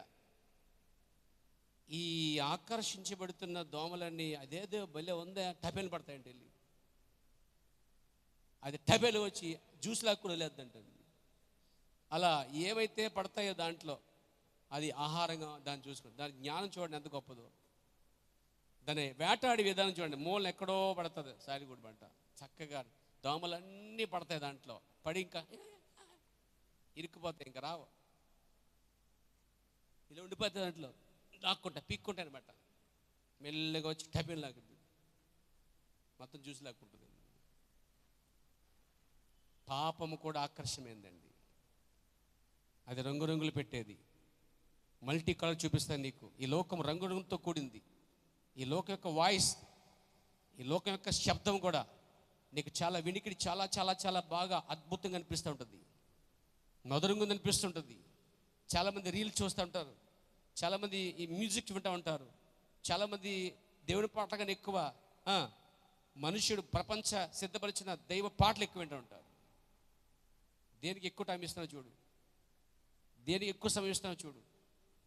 చెట్టు ఎటువైపు ఉంటే అటే వాలిపోద్దంట. నువ్వు ఎటువైపు ఉన్నావో, ఎటువైపు మొగ్గుతున్నావో అది నీకు భయంకరమైన వల. ఈ రంగుల వలయంలోంచి మనం బయటకు రావాల్సి ఉంది. దేవునికి స్తోత్రం కలిగాక. కాబట్టి నా ప్రియమైన సోదరులారా, ఇంటి నాతో ఉన్నారా? ప్రభు నాన్న మహిమ కలిగాక.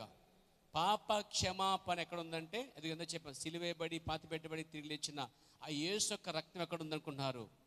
పాప క్షమాపణ నిమిత్తం ప్రతివాడు యేసుక్రీస్తు నామమున బాప్తిసం పొందుడి. 3,000 మంది పొందారండి. అనగా ఇప్పుడు యేసుక్రీస్తు రక్తము ప్రభు యేసుక్రీస్తు అనే నామంలో దాచబడి ఉంది. దేవునికి స్తోత్రం కలిగాక. ఈ పని చేసి ఆయన వెళ్ళిపోయాడు భూమి మీద నుంచి.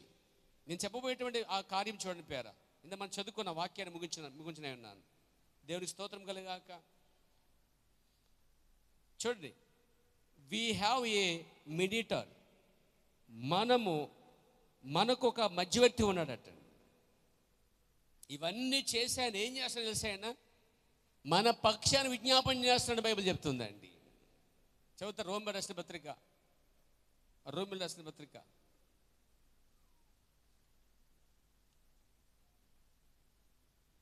Praise God.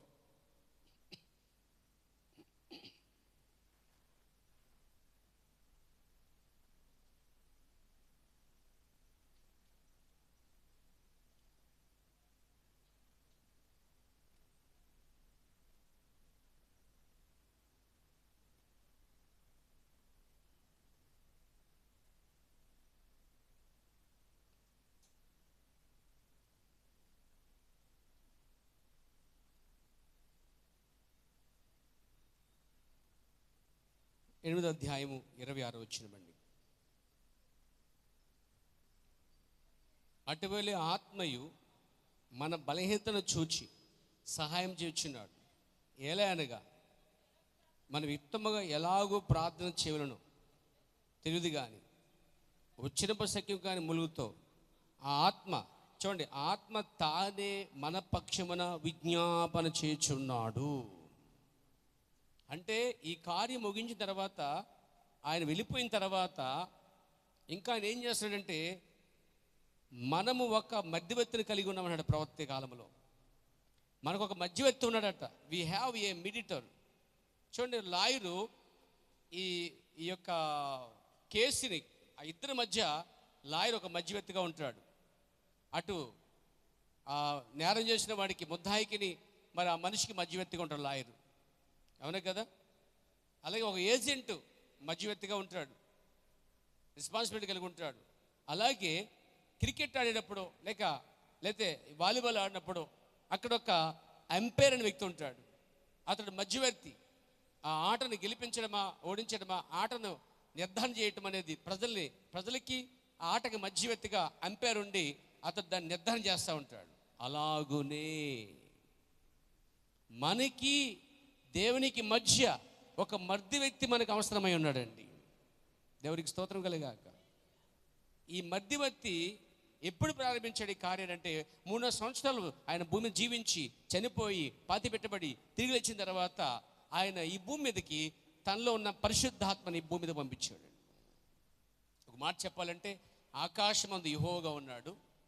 సమయం వచ్చినప్పుడు యెహోవా కుమారుడిగా యేసుక్రీస్తుగా భూమి మీదకి వచ్చాడు. పరిహారం చెల్లించిన తర్వాత, పాపులకు రక్తం చెల్లించబడిన తర్వాత,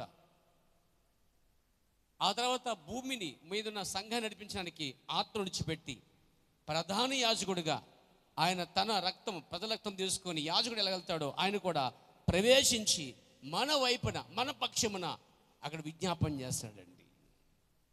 తానే మన పక్షాన విజ్ఞాపన చేస్తున్నాడండి. ప్రభువు నామమున మహిమ కలుగాక. ఇప్పుడు చెప్పవచ్చా, మనకి మధ్యవర్తి ఎవరు తెలుసా అండి? మధ్యవర్తి ఒక్కడే. మధ్యవర్తి కాడు కానీ దేవుడు ఒక్కడే. Praise God. తిమోతిలో రాశాడు, దేవుడు ఒక్కడే. దేవునికి మనుషులకు మధ్యవర్తి కూడా ఒక్కడే, ఆయన యేసుక్రీస్తు నరుడు. ఈ మధ్యవర్తిని అంటే ఇక్కడ సంఘమునకును మరి దేవునికి మధ్య మనకు ఒక మధ్యవ్యక్తి ఉన్నాడు. We have A mediator. మనకు ఒక మధ్యవ్యక్తి ఉన్నాడు. ఇప్పుడు ఇక్కడి నుంచి గల్ఫ్ వెళ్ళాలన్నా, యుఎస్ఏ వెళ్ళాలన్నా ఒక ఏజెంట్ ఛాంబర్ ద్వారా వెళ్తారు వాళ్ళు. Praise the lord. ఆట ఆడాలన్నా, ఆట విధంగా నడిపించాలన్నా ఆ కార్యమంతా చూసుకొని అది ఓడిందా గెలిచిందా, అది విజయమా అపజయం అనేది మధ్యవర్తి ఉంటాడు. అక్కడ జనులకి ఆట ఆడేవారికి ఒక మధ్యవర్తి ఉంటాడు, అతడే అంపైర్. అతను లేకుండా ఆ కార్యక్రమం జరగదు. ఏజెంట్ లేకుండా ఒక వ్యక్తి అవతలకి వెళ్ళలేడు, లేక ఆ వ్యక్తితో ఏ పని చేయలేడు. మీ సేవ లేకుండా ఏ పని చేయలేము. చాలా పనులు చక్కబెట్టేస్తుంది. అలాగే GPS లేకుండా చాలామంది గమ్యానికి వెళ్ళలేరు. అలాగునే మధ్యవ్యక్తి అవసరం. ఈరోజు సంఘానికి దేవునికి మధ్యవ్యక్తిని దేవుడే ఒక కాలం కలిగి ఉన్నాడు. దేవునికి స్తోత్రం కలిగాక. ఈరోజు మధ్యవర్తి విధానాన్ని రోమన్ క్యాథలిక్ వారు ఎలా తీసుకున్నారంటే, రోమన్ క్యాథలిక్ వారు ఆ రోమన్ క్యాథలిక్లో ఒక పెట్టి ఉంటుంది, అద్దాలు పెట్టి, అద్దాల బాక్స్ ఉంటుంది. దాంట్లో ఎవరుంటారండి తెలుసా మీకు? ఎవరుంటారు? పోపు కూర్చుంటాడు దాంట్లో. పోపు కూర్చున్నప్పుడు అక్కడ ఉన్నటువంటి భక్తులు పరిశుద్ధులు ఏమంటే వెళితే ఆ రోమన్ క్యాథలిక్ విశ్వాసులు మెల్లిగా నడుచుకుని వెళ్ళి ఆ బాక్స్ దగ్గర ఆ పాపాలన్నీ ఆ పోపుకు చెప్తూ ఉంటారు. అతను విని, క్షమించాను, నువ్వు వెళ్ళి పాప పరిహార పత్రం కొనుక్కో, కొంత రుసుము చెల్లించి ఇలాగ చెయ్యి అని చెప్తారన్నమాట. వాళ్ళు ఏమనుకున్నారంటే, మేము వెళ్ళి ఆ పోపు కూర్చున్నటువంటి అద్దాల బాక్స్ దగ్గరికి వెళ్ళి మా పాపాలు చెప్పడం వలన ఆ పాపాలు పోపు అనే వ్యక్తి తీసుకెళ్ళి ఏం చేస్తాడంటే అక్కడ దేవుడికి చెప్పి క్షమింపజేస్తాడు, కేసు కొట్టించేస్తాడు అని వారు నమ్ముతున్నారు. అంటే పోపుకు చెప్తే ఇక పోపు వెళ్ళి అక్కడ ఏం చేస్తాడు, మధ్యవర్తిగా ఉన్నాడని నమ్ముతున్నారు. ఈరోజు రోమన్ క్యాథలిక్ని దేవునికి మధ్యవర్తిగా వారు పోపుని పెట్టుకున్నారండి. దయచేసి మనకు అలాంటి పోపులు ఎవరు లేరు. పోపులు పప్పులు పాపకాన్ని కూడా లేదు మనకి, యేసుక్రీస్తు తప్ప. దేవునికి స్తోత్రము కలుగాక, దేవునికి మహిమ కలుగునుగాక. ఈరోజు రోమన్ క్యాథలిక్ వారు ఆలోచన తెలుసండి, కేవలం మానవునికి మరియు దేవునికి ఒకే ఒక్క మధ్యవర్తి ఉన్నాడు, ఆయన క్రీస్తు యేసు అన్నాడు బైబిల్ చెప్తుంది. తిమోతి పత్రిక 2:5 చూడండి, దేవునికి మనుషులకి మధ్యవర్తి ఒక్కడే ఉన్నాడు, ఆయన యేసుక్రీస్తు నరుడు. ఆ స్థానంలో పోపు కానీ, బిషప్ కానీ, పాస్టర్ కానీ, రెవరెండ్ కానీ ఏ వ్యక్తిని పెట్టరాదు, పెట్టకూడదు. అది ఆ స్థానం యేసుక్రీస్తుకి ఇవ్వాలి. కానీ రోమన్ క్యాథలిక్ వారు చేసింది ఏంటంటే, ప్రవర్తనాడు క్యాథలిక్లో ఒకడు క్యాథలిక్ అనే వ్యక్తి చనిపోతే, మేము మాట్లాడేది అనుకున్నాం. క్యాథలిక్ అనే పదానికి అర్థం చెప్పాను చాలాసార్లు. విశ్వవ్యాప్తి అని అర్థం అనమాట. అసలు ఒరిజినల్ క్యాథలిక్ ఎవరు తెలుసండి? మనమే. డూప్లికేట్ అయ్యి నన్ను క్షమించండి. విశ్వాసం అంటే వాక్యాన్ని పరిపూర్ణంగా వ్యాపింపజేస్తూ వాక్యంతో నిలబడిన వారే నిజమైనటువంటి విశ్వవ్యాప్తులు. ఎవరంటే వాళ్ళని క్యాథలిక్ అని పిలిచారు, కానీ నిజానికి వారు క్యాథలిక్లు కాదు. క్యాథలిక్లు నమ్ముతున్న విధానం ఏంటంటే, మొట్టమొదటి దేవునికి మాకు మధ్య పోపు మధ్యవర్తిగా ఉన్నాడు నమ్ముతారు వాళ్ళు. రెండోది, క్యాథలిక్ ఒకడు చనిపోయినట్లయితే, క్యాథలిక్గా ఉండి ఒకడు చనిపోయినట్లయితే వెంటనే వారికి మధ్యవర్తి అగుదురంట. చచ్చిపోయిన వారు అందరూ కూడా మధ్యవర్తులు అయిపోతారంట వాళ్ళకి. దాన్ని చూస్తే ఆ లెక్కన మరియమ్మని కూడా పెట్టేసారు దాన్ని మధ్యన. నీకు తెలియదు ఆ విషయం? వాళ్ళు రోమన్ క్యాథలికులు మధ్యవర్తిగా చూసేది పోపుని మరియు మరియమ్మని. ఎవరు చనిపోయినా, జోసెఫ్, మరియా, సెంట్ జోస్ ఎవరు చనిపోయినా వాళ్ళందరూ మధ్యవర్తులుగా ఉంటారు అని చెప్పి వాళ్ళు నమ్ముతూ ఉంటున్నారు. కానీ బైబిల్ చెప్తుంది, మనుషునికి దేవునికి మధ్యవర్తి నరుడు మనుషుడు కాదు, కానీ క్రీస్తు యేసు అనే నరుడు. క్రీస్తు యేసు తప్ప ఆ స్థానంలో ఏ వ్యక్తి కాదంటే. మనకు గొర్రెపిల్ల మాత్రమే మధ్యవర్తిగా ఇవ్వబడింది. పాత గమనించండి, ఐగుప్తులకి అదే ఇశ్రాయేలుకి మధ్యవర్తి ఎవరు అనుకున్నారు? వధించబడిన గొర్రెపిల్లని రక్తము కింద ఉంటేనే. అంటే రక్తం వారికి మధ్యవర్తి అనమాట. ఇంకా చెప్పంటారా? అగ్నిస్తంభం కూడా వారికి మధ్యవర్తిగా ఉంది. తెలుసా మీకు? ఆ అగ్నిస్తంభము ఇశ్రాయేలు వారికి అంటే వెలిగిస్తుందంటండి, ఐగుప్తులకేమో చీకటిస్తుందంటండి. ఇశ్రాయేలుకి ఐగుప్తుల మధ్య అగ్నిస్తంభము మధ్యవర్తిగా ఉంది, మేఘస్తంభము మధ్యవర్తిగా ఉంది, గొర్రెపిల్ల మధ్యవర్తిగా ఉంది, ప్రధాన యాజకుడు కూడా యేసుక్రీస్తు మధ్యవర్తిగా ఉన్నాడు. దేవునికి స్తోత్రం కలిగాక. ప్రవక్త అన్నాడు, క్రీస్తు ఒక మధ్యవర్తిగా సింహాసనంపై ఉన్నాడు. ఆయన ఒక్కడే మధ్యవర్తి, కుమారుడు తప్ప మరి ఇతర వ్యక్తులు ఎవరు మధ్యవర్తులుగా లేరు. మధ్యవర్తి సింహాసనం ఉన్నంత వరకు వావ్ దేవునికి స్తోత్రం కలగాక. మన మధ్యవ్యక్తి మీకు తెలుసా, ఆయన మన వకీలై ఉన్నాడు, మన పక్షాన వాదించేవాడుగా ఉన్నాడు. ఒక లాయర్ వలె ఉన్నాడండి. ఒక లాయర్ ఏ విధంగా అయితే మధ్యవర్తిగా ఉంటాడో, ఒక ఎంపైర్ మధ్యవర్తిగా ఉంటాడో, ఒక ఏజెంట్ మధ్యవర్తిగా ఉంటాడో, అలాగే దేవుడైన యేసుక్రీస్తు కూడా నీ పక్షాన మరి దేవునికి మధ్య, ఇద్దరి మధ్య ఆయన ఎలా వాదించేవాడుగా, నిరూపించుకునేవాడుగా, నిలబడివాడిగా ఉన్నాడటండి. ప్రభు నామమున మహిమ కలుగాక. తెలుసా, ప్రకటన గ్రంథంలో మంచి మాట రాయబడింది. యేసు ప్రభు అంటున్నాడు అక్కడ 3వ అధ్యాయము 5వ వచనంలో రాయబడింది, జయించువాడు అలాగున తెల్లని వస్త్రము ధరించుకుని కొనును, జీవగ్రంథములో నుండి అతని పేరు ఎంత మాత్రము తుడుపు పెట్టక నా తండ్రి ఎదుటను ఆయన దూతల ఎదుటను అతని పేరు ఒప్పుకొందును. అంటే తండ్రి ఎదుట మరియు ప్రజల ఎదుట మధ్యవర్తిగున్నవాడు, ఒప్పుకునేవాడు ఆయననండి. లారీకి బాగా పెడితే మన పక్షాన వాదిస్తాడు, పెట్టకపోతే కేసు తిప్పేస్తాడు. కానీ మన మధ్యలో లాయర్ అలాంటోడు కాదండి, అలాంటోడు కాదు. Praise the lord. యథార్థపరుడు, ఎట్ట న్యాయం ఉంటే వాళ్ళు న్యాయం చేస్తాడండి ఆయన. ఒక చరిత్ర చదివినప్పుడు ఒక ఖాతను వివరిస్తున్నాడు విలియం అన్న ఒక చోట. దానియేలు కూరి అనే వ్యక్తి చనిపోయాడట. అతని ఆత్మ తిన్నగెళ్ళిందటండి. తిన్నగా పోయి ఒక భయంకరమైన చీకటి ప్రదేశం, అదొక కోర్టు. అక్కడ ఒక వెలుగులోంచి ఒక స్థలం, అతను చీకట్లో ఉన్నాడు, ఒక వెలుగు శబ్దం వస్తుంది. దానియేలు కూరి, నేను కొన్ని ప్రశ్నలు అడగాలి, వీటికి నువ్వు సరిగా సమాధానం చెప్పితే దాన్ని బట్టి నీకు ఇక్కడ శిక్ష పడదు అని. దానియేలు కూరి, యథార్థంగా ఉన్నావా? మొదటి ప్రశ్న. తను ఉన్నాను అన్నాడండి. కానీ అంతరాత్మ అంటుంది లేవు అని చెప్పింది. దాన్ని అతను ఒప్పుకున్నాడు. రెండోసారి, నీది కానిది ఏదైనా ఆశించావా? నీది కానిది ఏదైనా ఆశించావా? లేదు, అలా లేదు, నేను అలా జీవించలే, నేను బాగానే ఉన్నాను. అంతరాత్మ లేదు. చాలా సందర్భాల్లో అయితే ఒక్క సందర్భంలో ఇది కాంతి నువ్వేం చేస్తావు? ఆశించావు. అబద్ధం ఆడకుండా జీవించావా అని అడిగాడట. నేను అలాగే ఉన్నాను ప్రభు అన్నాడట.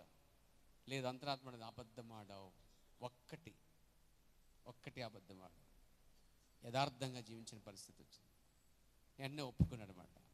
అప్పుడు రాస్వరం అయితే నీ పక్షాన ఇక్కడ నువ్వు నీ పక్షాన వాదించడానికి ఒక లాయర్ని పెట్టుకో అన్నారట. దానియేలు కూరి, నాకెవరూ లేరని కృంగిపోయి ఏడుస్తున్నాడటండి. అప్పుడు ఒక స్వరం వస్తుందటండి, దానియేలు కూరి, నీవు భూమి మీద నా కోసం నిందలు, అవమానాలు, కష్టాలు, శోధనలు, నా నామం కోసం నిలబడిన సందర్భాలు చాలా ఎక్కువే ఉన్నాయి. నేను నీ కోసం వాదిస్తాను, ఎక్కువ మోతాదులో ఉన్నాయి. కాబట్టి నీకు వాదించుకోవడానికి అవకాశం ఉంది. నీ కేసు నేను తీసుకుని చెప్పానంటే ఆయనకి ఇచ్చాడట. ఆయన తీసి దాన్ని చెప్పాడట, నా నామము నిమిత్తము ఇతడు నిందలు, అవమానాలు, చెడ్డ మాటలు అనుభవించిన సందర్భాలు ఎక్కువగా ఉన్నాయి. ఒక్కచోట ఎక్కడో చిన్న అబద్ధం ఆడాడు, ఎక్కడో కోట ఇక్కడ తన కాంతి ఆశించాడు.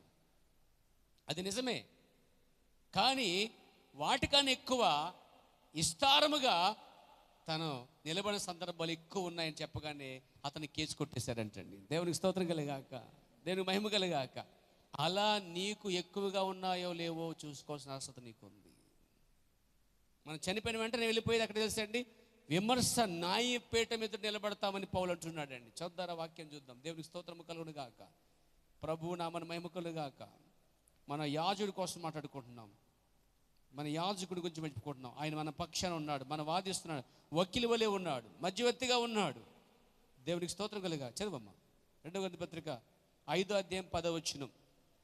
ఎందుకనగా తాను జరిగించిన క్రియల చెప్పున, చూడండి, ఈ భూమి మీద మనం నిద్రించిన తర్వాత, మనం చనిపోయిన తర్వాత, లేక మన యాత్ర ముగించబడిపోయిన తర్వాత బైబిల్ చెప్తుంది, తాను జరిగించిన క్రియలు చెప్పున, అవి మంచివైనా సరే చెడ్డవైనా సరే, దేహముతో జరిగించిన వాటి ఫలమును ప్రతివాడు పొందినట్లు. ఏమంటే దేహముతో ఏమిటి? దేహముతో వ్యభిచారం మాత్రమే కాదండి, అక్కడ వ్యభిచారం వస్తుంది, తన కాని దాన్ని ఆశించడం వస్తుంది, కళ్ళుతో చేసిన తప్పు, చెవులతో చేసిన తప్పు, నోటితో చేసిన తప్పు. ఏమండి, నోటితో చేసే తప్పు, సిగరెట్లు కాల్చడం కూడా తప్పే, మందు తాగడం కూడా తప్పే, అబద్ధం ఆడడం కూడా తప్పే, మోహము చూపించడం తప్పే, చెడ్డవాడిని చూడడం కూడా తప్పే, చెడ్డ వినడం కూడా తప్పే. ఏదో ఉంది కదా, చెడు వినకు, చెడు చూడకు, చెడు మాట్లాడకు. ఊరికే బొమ్మలేనయ్యి మన జీవితం నెరవేర్చొద్దయ్యి. ఏమండి, అవి పెట్టుకోవడం మాత్రం చూడటమేనా? లేదు లేదు, నిజంగా అది వాస్తవం. చెడు చూడొద్దు. బైబిల్ మాట చెప్తుంది, చెడ్డవాడిని చూడకున్నట్లు నా కన్నులు త్రిపోయే ప్రభు అని దావీదు ప్రార్థన చేసే సందర్భం అవుతున్నదండి. చెడ్డవాడిని చూడకున్నట్లు నా కన్నులు త్రిప్పివేమో అని చెప్పి దావీదు ప్రార్థన సందర్భం ఉంటుంది. చెడు మాట వినుకున్నట్టు చూసుకోవాలి, అది మన బాధ్యత.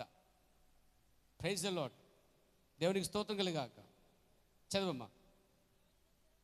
అవి మంచివైనా చెడ్డవైనా సరే, దేహముతో జరిగించిన వాటి ఫలమును ప్రతి వాడును పొందినట్లు మనం అని పౌలు కూడా కలుపుకుంటున్నాడా?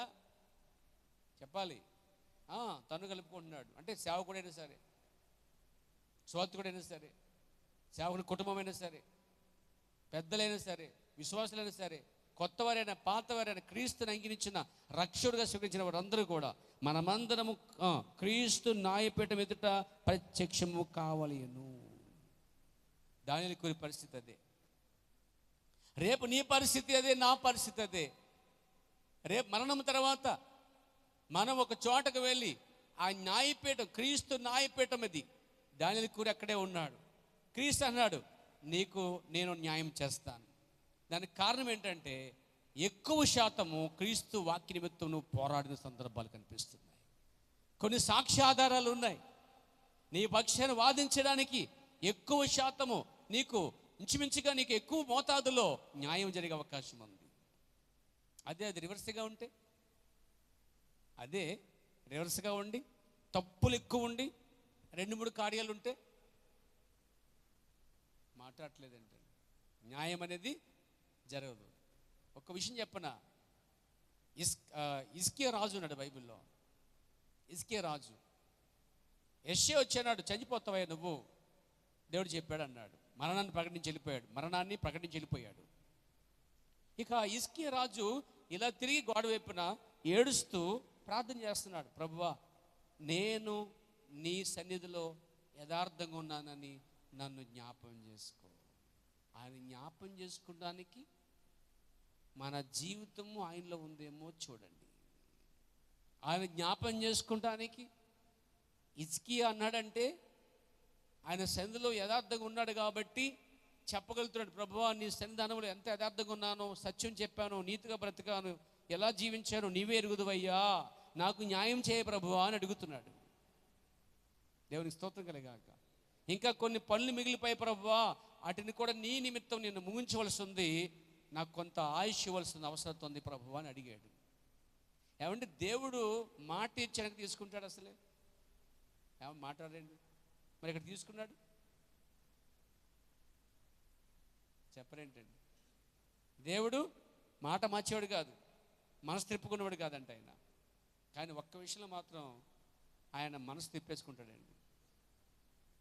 పాపాన్ని ఉన్నట్టుగా ఒప్పుకున్నప్పుడు, పాపాన్ని ఉన్నట్టుగా నీకు నీవుగా పశ్చాత్తాపడి నీకు నీవుగా నిజాన్ని ఒప్పుకుని విడిచిపెడితే ఆయన చేయవలసిన కీడును వెనక్కలాగుతాడట. తన చెయ్యను నీ మీద నుంచి ఆ కీడు అనే దాని నుంచి ఆయన వెనక్కి ముడుచుకుంటాడట. ఆ ఒక్క విషయంలోనే తప్ప నీకు దేనికి లొంగడండి ఆయన. ప్రభువా, నేను పాపిని, నేను పాపం చేశాను, నేను తప్పు చేశాను, అవును నా అంతరాత్మ నాకు చెప్తుంది, నేను ఒప్పుకున్నాను ప్రభు అంటే ఆయన అక్కడ క్షమిస్తాడు. కానీ నువ్వు అలాగే మొండిగా వెళ్ళిపోతుంటే, నటిస్తూ పోతుంటే దేవుడు వడకడతాడు నేను. జాగ్రత్త. దేవునికి స్తోత్రం కలుగాక. కాబట్టి మనమందరం ఆ న్యాయపడి మీద నిలబడబోతున్నాం. కాబట్టి అక్కడ న్యాయానికి కోరి నిలబడినప్పుడు ప్రభువైన యేసుక్రీస్తు వారి పక్షం నిలబడి నా తండ్రి ఎదుటను దూతలు ఎదుటను అతని పేరు ఒప్పుకుందని చెప్పాడండి. ప్రభు నన్ను మేము కలిగాక. కాబట్టి మనం అవతలగడికి వెళ్ళినప్పుడు మన పక్షాన్ని ఎవరొకరు ఉండాలి. ఉండాలా? ఉన్నాడండి. మన పక్షిని విజ్ఞాపన చేస్తున్నాడు, మన ప్రార్థన వింటున్నాడు, మన క్రియలు కార్యాలని పరిశోధన చేస్తున్నాడు. మనం ఎంత నీతిగా, ఎంత యథార్థంగా, అంటే మీరు ఇప్పుడున్న నిన్నటి కన్నా యథార్థత కొంచెం ఎక్కువ పెంచండి. నేను జీవించిన జీవితం కన్నా పరిశుద్ధంగా కొంచెం పెంచండి. ఎదగండి కానీ తరక్కండి. ఎక్కువ బైబిల్ చదువుతున్నారు అనుకోండి, కొంచెం ఎక్కువ చదవండి కానీ దాని నుంచి పడిపోకండి. ఎక్కువ ప్రార్థన చేస్తున్నారా, ఇంకా ఎక్కువ పెంచండి. కానీ ఎక్కువ ప్రార్థన చేసి తక్కువకి వచ్చి పడిపోతున్నారా, కానీ తప్పును ఒప్పుకొని మరలా సరి చేసుకుని పైకి పడిపోయిన స్థితి నుంచి మరలా లేవండి.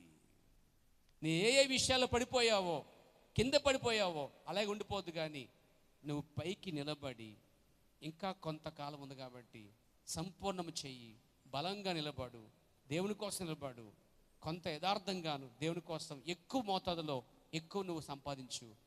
అప్పుడు దేవుడు అక్కడ నీకు ఒక మధ్యవర్తిగా నీకు సహాయం చేస్తున్నాడు. దానిని కోరికి సహాయం చేశాడు. దానిని కోరి కృప ద్వారా కొన్ని కార్యాలు జ్ఞాపం చేయడం ద్వారా అతను నిత్యజీవంలోకి వెళ్ళిపోయాడు. అలాగే హిజ్కియా రాజు ప్రార్థన చేస్తున్నాడు. చదువుదామా ఒక వాక్యాన్ని? యెషయా గ్రంథము 38వ అధ్యాయము 1 నుంచి. ప్రవక్త యెషయా అతని యొద్దకు వచ్చి, నీవు మరణం అవుచున్నావు, బ్రతుకవు గనుక. మరణానికి ముందంటే ఏం చక్కబెట్టుకోవాలి? వీళ్ళ ఉంది వాక్యం ఇక్కడ. ఎంత మంచి వాక్యం అండి ఇది. గమనించండి. మరణం అవుతున్నావు గనక నువ్వేం చేయాలి అంటే చక్కబెట్టేసుకోవాలి, సరిదిద్దేసుకోవాలి. మరణం అవుతున్నావు అనగానే పశ్చాత్తాపడిపోయి సరి చేసుకొని వెంటనే ఆ సిలువ మీద దొంగ చూడండి, మరణం అవుతున్న సమయంలో పశ్చాత్తాపడిపోయి సరి చేసుకుని వెంటనే ప్రభుకి అప్పగించేసుకోండి జీవితాన్ని. వెంటనే కార్యం చేశాడండి. ఏమండి, మరణం చెప్పేస్తా అనుకుంటున్నారా? మరణం లేచి రేపు 11 గంటలకు ముహూర్తం ఉంది, ఆ టైంకి వచ్చి తీసుకెళ్ళిపోతాను నేను అని మరణం నీతో మాట్లాడుతూ అనుకున్నావా? నెవర్. ఈరోజు బయటికి వెళ్ళిన వాళ్ళు తిరిగి వస్తారో తెలియని పరిస్థితి అండి. మా కుటుంబంలో మధ్య జరిగిన ఒక ఇచ్చారకని చెప్తాను మీకు. నా సొంత మేనలుడు సురేష్ అతని పేరు. బాంబే నుంచి జస్ట్ పెళ్ళికి వచ్చాడంతే. ఎన్నో మార్లు వచ్చి వెళ్ళిన సందర్భాలు ఉన్నాయి.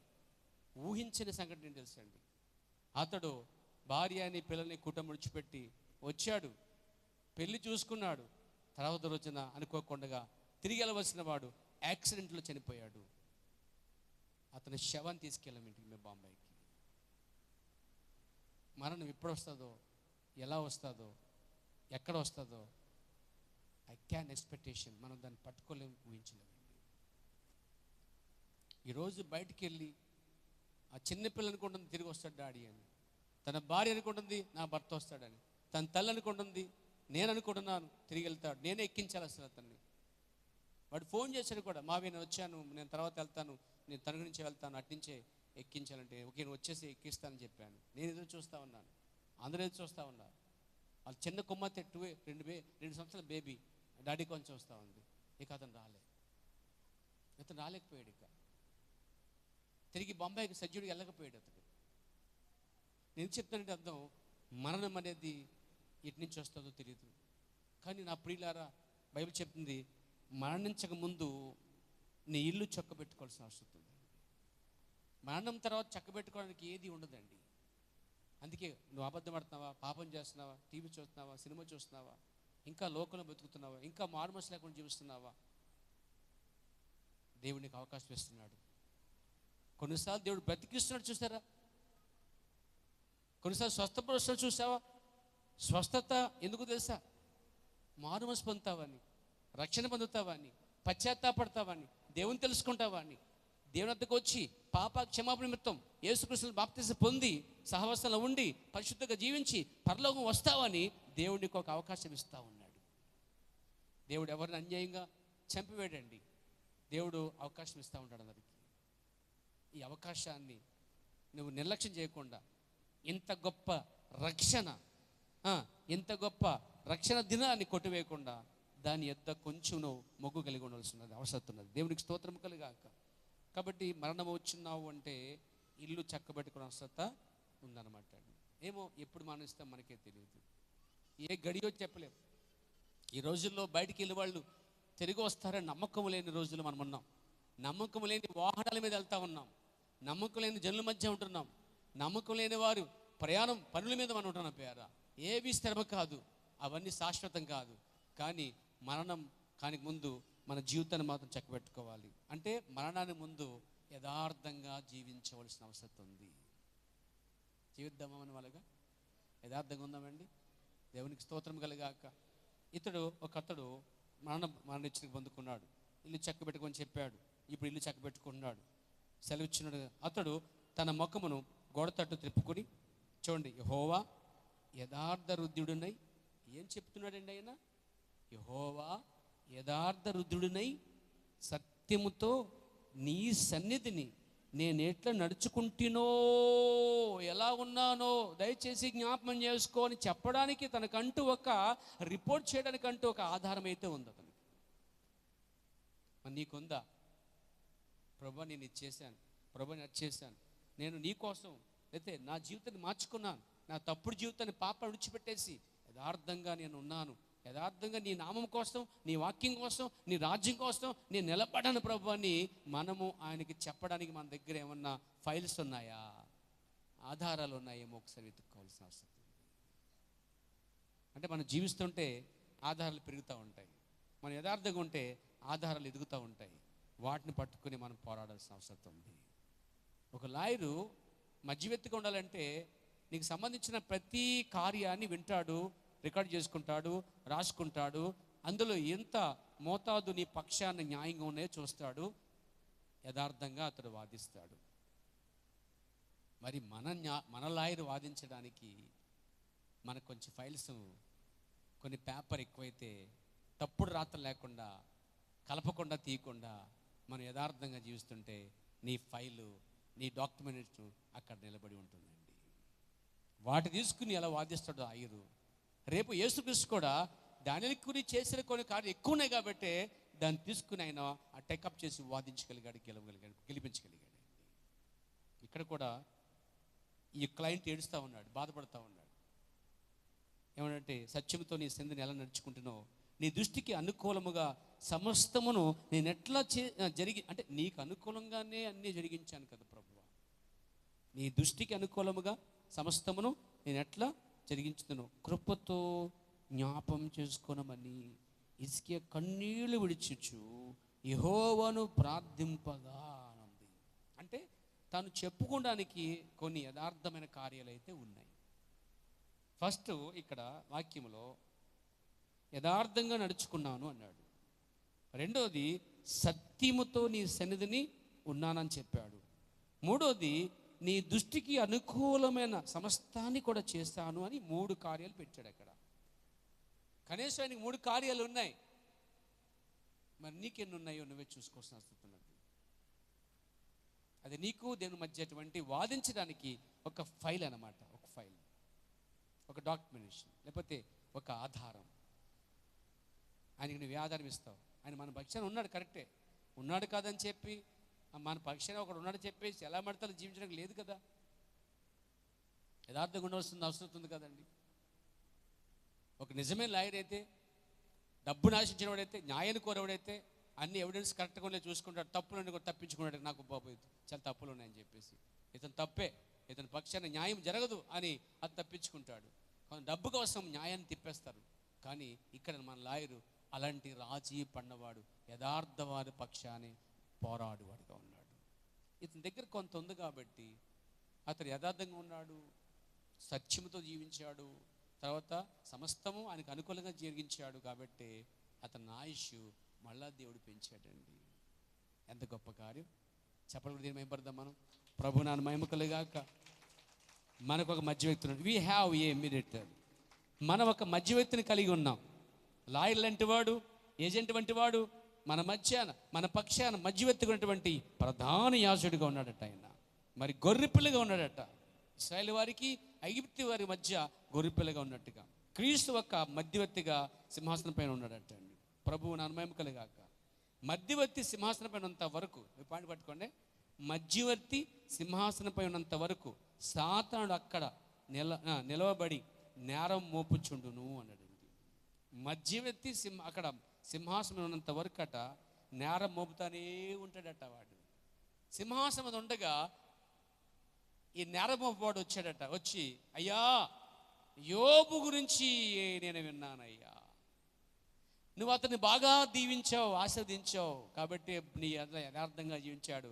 యథార్థంగా ఉండడంటే ఆయన ఉండలేడు, ఎందుకంటే నువ్వు బాగా ఆయన కంచి వేసేసావు. నువ్వు తీసేస్తే అప్పుడు నేనేం చేస్తాడైనా దూషిస్తాడు, ద్వేషిస్తాడని చెప్పాడట. దేవునికి తెలుసు యోబు కోసం ఆయన యథార్థంగా ఉన్నాడని. అతను దీవించినందుకు కాదు, అతనికి గొప్ప ఆస్తులంతకు కాదు, అతనికి ఆస్తి లేకపోయినా ఆశ్రయం లేకపోయినా అతను నాకు యథార్థంగా జీవించేవాడే అన్నాడు. సాతాను అన్నాడు, లేదు లేదు, అవన్నీ తీసేస్తే నీ ముఖం మీద దూషిస్తాడు కాబట్టి చూడు అన్నాడు. ఇప్పుడు దేవునికి యోబుకి మధ్య క్రీస్తు యేసే విమోచకుడిగా ఉన్నాడు. యోబు పెట్టుకున్నాడు, నా విమోచకుడు నా సజీవుడు. యోబు నమ్మాడు, ఆయన నా పక్షాన వాదిస్తాడు అని. ప్రభు నన్ను మెమకలుగాక. ఇక్కడ దేవునికి మరియు యోబుకి మధ్యవర్తిగా అక్కడ విమోచకుడు కనిపిస్తున్నాడు. కాబట్టి నిజంగా అన్నీ పోయాయి, యోబుకి పోయాయండి. పోయాయా?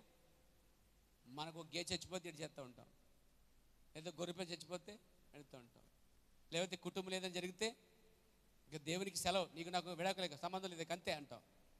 కానీ యోబుని బట్టి మనం చాలా చాలా నేర్చుకోవచ్చండి.